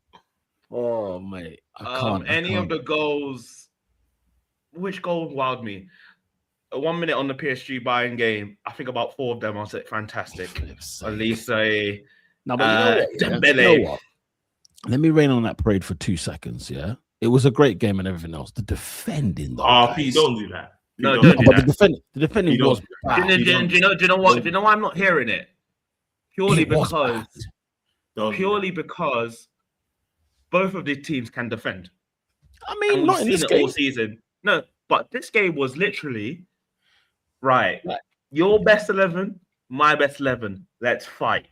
The thing is, that was the game. At the game, like when I was watching the game and everything else, oh mate, waxing lyrical, this was sensational. Everything about it was magical. 2 days later, when I've like, you know what I mean, sobered up from it, I'm looking at it, I'm thinking, there's 9 goals in this game. Let's park that for 1 second.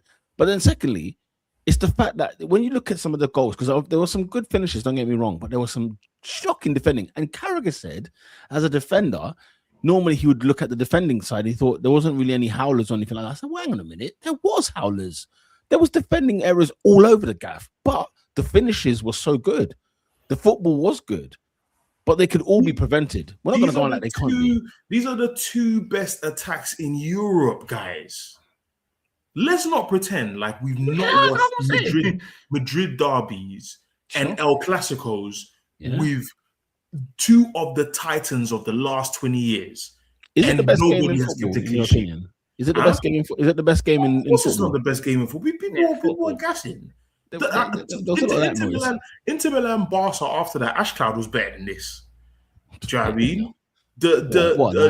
Chelsea, when Ramirez scored the goal that sent them to the final, was a better game than that. But for me, when Seedorf is talking about defense and everyone's, I'm like, guys, one side in the red corner is Elise, Diaz, and Kane. Guys, in the blue corner is Dembele, Kavicha, and Desiree. Guys, let's chill. No, sensational players. Sensational. Neuer didn't make a save. Yeah, he made some howlers, though. Neuer's 40. Neuer's 40 years old. Yeah, no, for sure. Like for me, this was the one game I don't want to talk about defense. Listen, I'm just saying in it. Because All I what you heard have is it who's the right back at Bayern? was it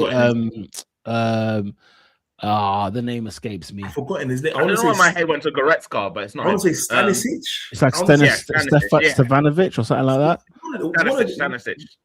Stanisic. He's a niche, yeah. And then you've got Upamecano, who is the poster boy for how did you make it? He's got though. How did you make it in football? Did you see his goal? He's got though. No, listen. Hands down, the game was entertaining. It was superb. It was great. It was, and I was drinking it all in on that day. However, considering it's 22 men, that's a bit crazy. Say again. Considering it's 22 men, that's a bit crazy. I'm not gonna lie. Yeah. Listen, 9 goals, a goal every 10 minutes is crazy in a football match. That's crazy. Do you know what I'm saying? That's the average of the game. It was a goal every 10 minutes. But anyway, it was a great game. Nonetheless, it was amazing. But yeah, what was your goal of the week from that game, Robin? Was it the Elise. Dembele? Oh, Elise, yeah. He confirmed to me, like I was like, right, you are the best right winger in the world currently. The best right winger in the world. He's not better than you currently. Yeah. Oh, I don't know. You know, golden shot was mad. Still 3-2, don't worry. You know what, Robin? Yeah, I'll give you this. I'll say I think it's pretty close between him and Elise. I think it's pretty close. Hey, lads, City are losing this game. Oh, don't say that yet. Don't say that yet. No goal. But they're on the attack. They've woken up. But you know, but even if they draw this game, City are not serious. They're not serious. What's the minute currently? What's the minute in the 80. game? I'm on 88. I'm on 87.45. Okay. Elsewhere in the Premier League goal of the week, I like Saka's one. I think it was fantastic. I love Gyökeres's header, back header. I liked João Pedro's goal. It was nasty work. Who attempts an overhead kick 3-0 down? Yeah. That's outrageous. That was going to be I saw it, yeah. When I saw the replay, I said, you know what? Fair enough. Yeah, if you like saying that, I'm happy to give it to João Pedro. João Pedro, then goal of the week, player of the week. Awani,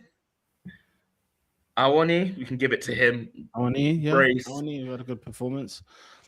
Can I give Victor Gyökeres a mensch? Because I think he's come and gone. I was actually going to give it to Saka. Saka played half an hour. Oh, did he? Like no, because he was half time. He was quality, bro. He was so good. But the thing is, when he came on, he was like I put in the chat straight away. The difference is him. Yeah. He's the difference. And when Madueke come on, when I tell you the dip in quality, it was stark. It was stark. But yeah, Gyökeres. What game was it where he walked off the pitch and he was sulking, and Arsenal fans on Twitter were saying, the Arsenal fans were like, pick a struggle. You can't be crap and be sulking. It was the Atletico game. Yeah, it was in that game. But yeah, for me, Gyökeres, 2 goals, assist. He played brilliantly, superbly. He's been getting a lot of stick. You put the ball in the net for him, in the box for him, in the 6-yard box for that matter, he will score a goal. And that performance solidified. I don't know if it's David or somebody else has been saying it. Like, you don't play to your striker's strengths. We don't. And he's a crap player. Like he's not a good footballer, but you don't need to be a good striker in terms of a competent striker. You don't need to be an elite footballer. David says that for the first time, Pete, I can say a Guardiola team has thrown away a league. They bottled it this year. What are we talking about? 6 minutes at a time, Pete.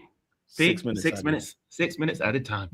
3-2, 6 minutes added. City bottled it this year. It would be Everton to concede 2 goals in 2 minutes, though. Flip me, man.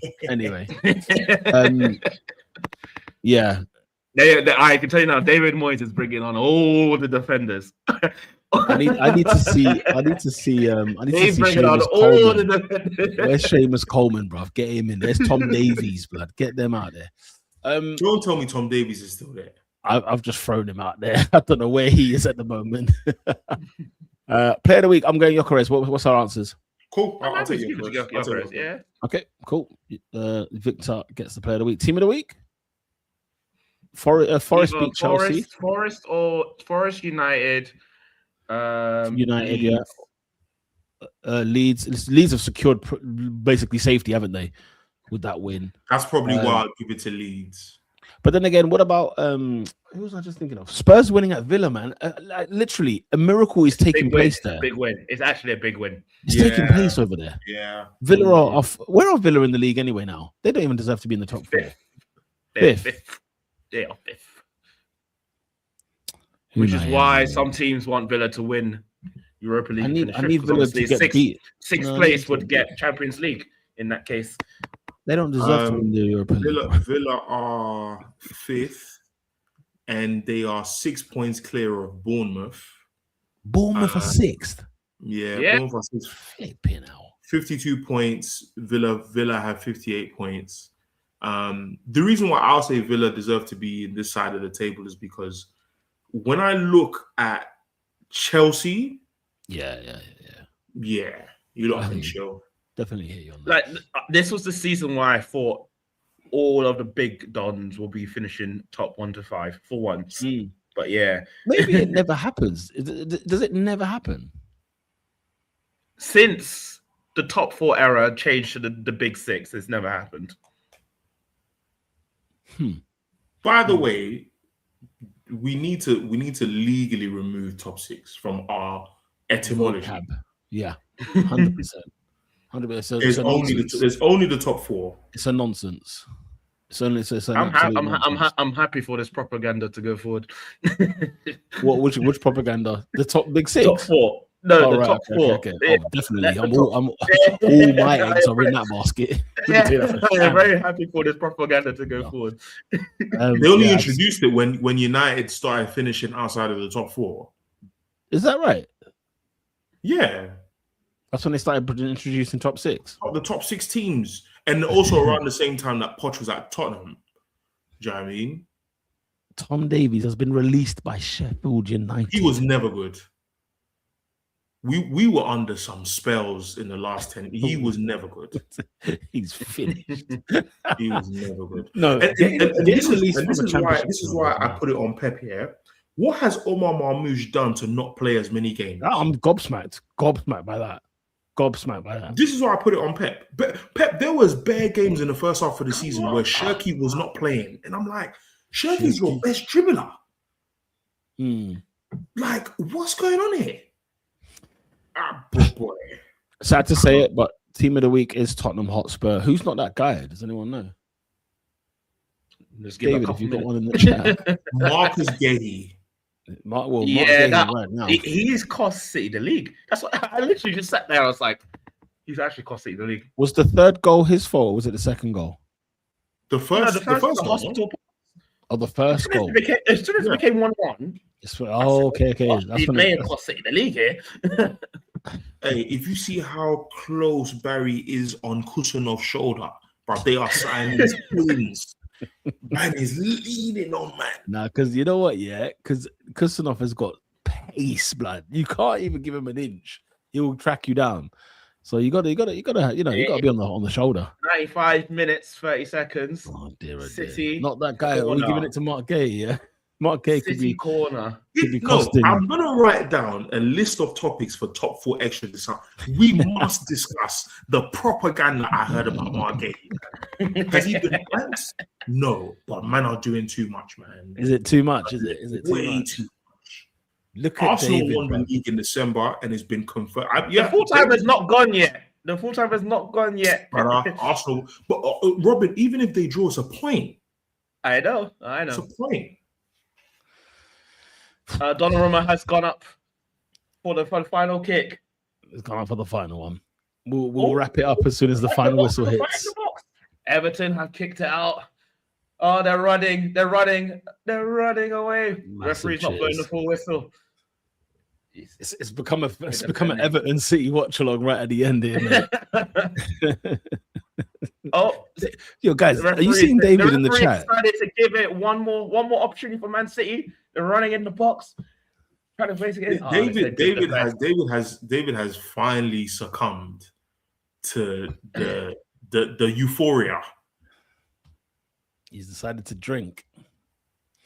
He's decided to get on it. One more corner to Manchester City. Donnarumma is running up again. Wow. All of a sudden, City wish they're Arsenal in September.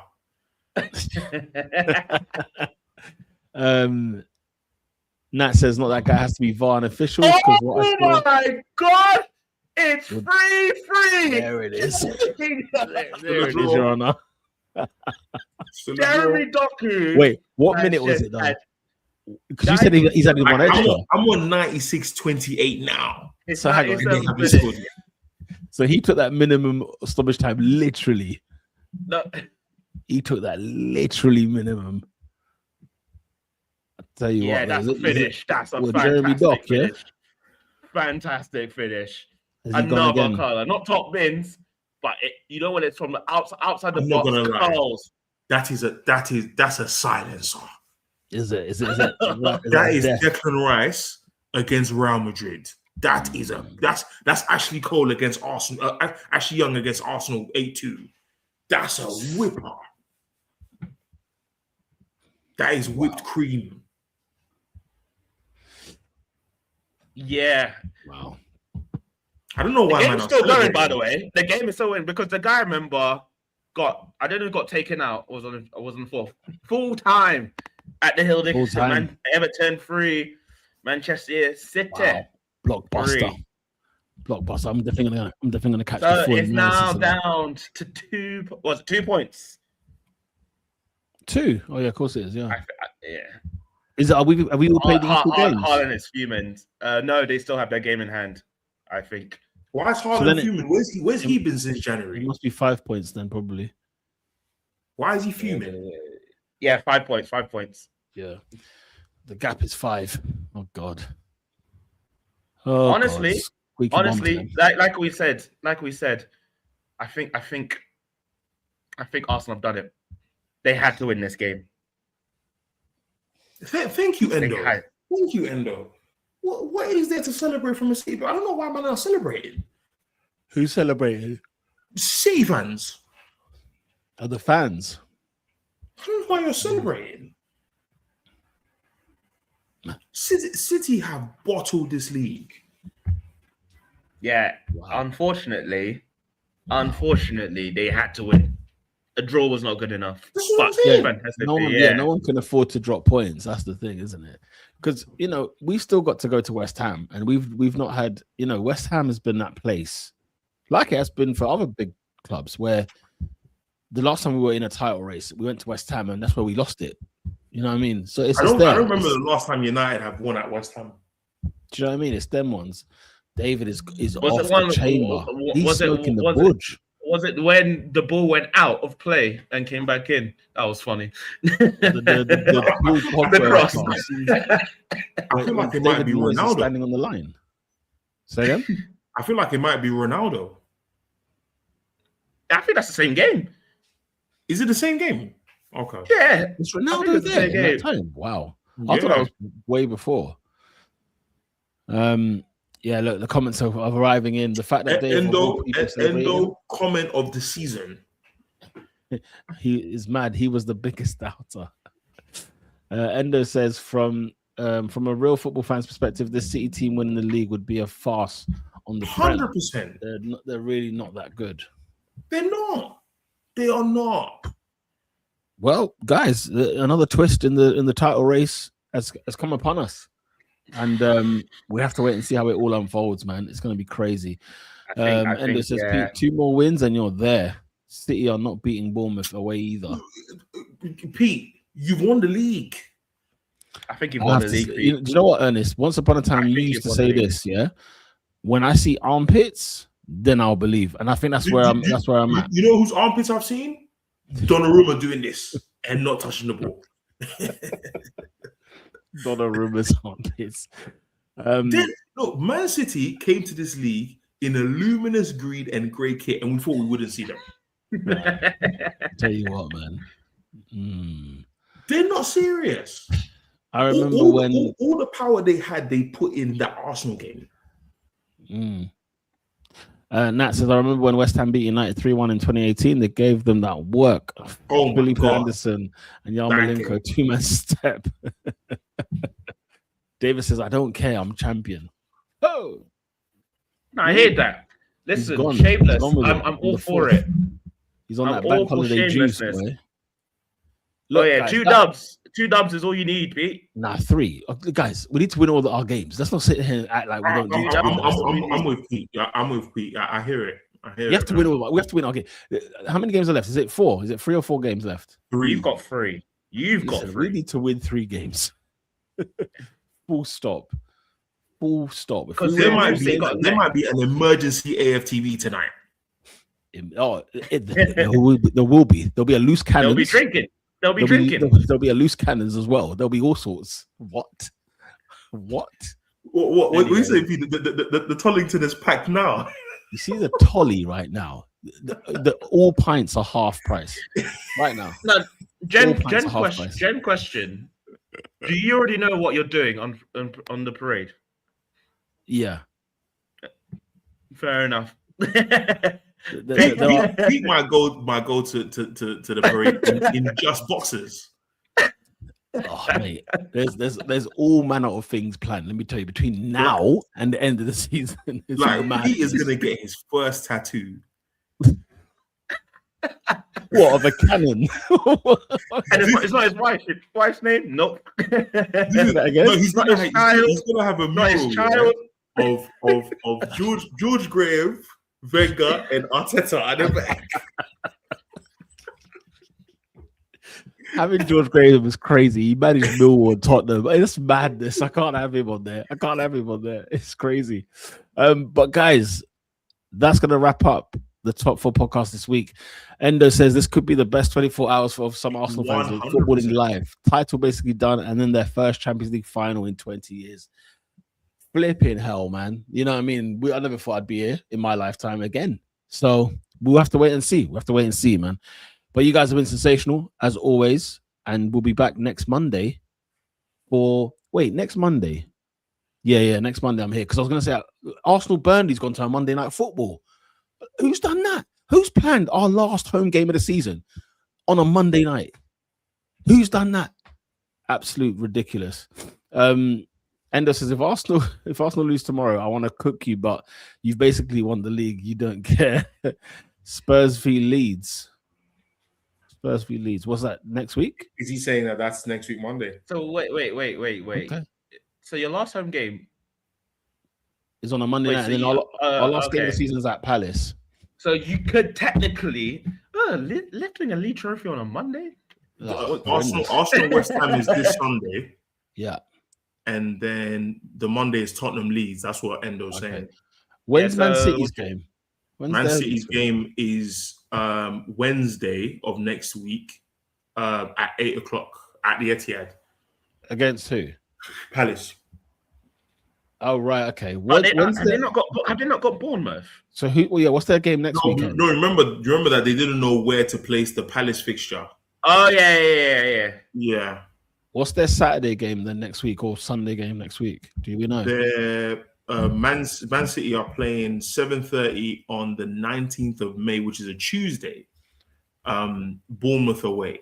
Sorry, I meant next weekend when we play West Ham. Yes. Who do they play on the weekend? That's on the night. We played Brentford. They've got Brentford at home on Saturday. Oh dear. So it's Brentford, Palace. Then it's the FA Cup final. Another farce. Why the FA Cup final is this early? But yeah, and then Bournemouth, and then they end their final game of the season at home to Aston Villa. So it's Brentford, Palace, and then then Bournemouth. FA Cup final. Yeah, then Bournemouth. God.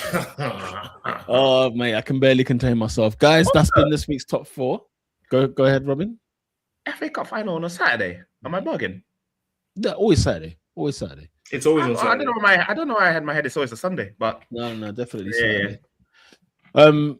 Yes, that wraps up this week's Top 4 podcast. Make sure to share, like, and subscribe. Who knows what twists and tales that will happen between now and next Monday, man. Football is a funny, funny game.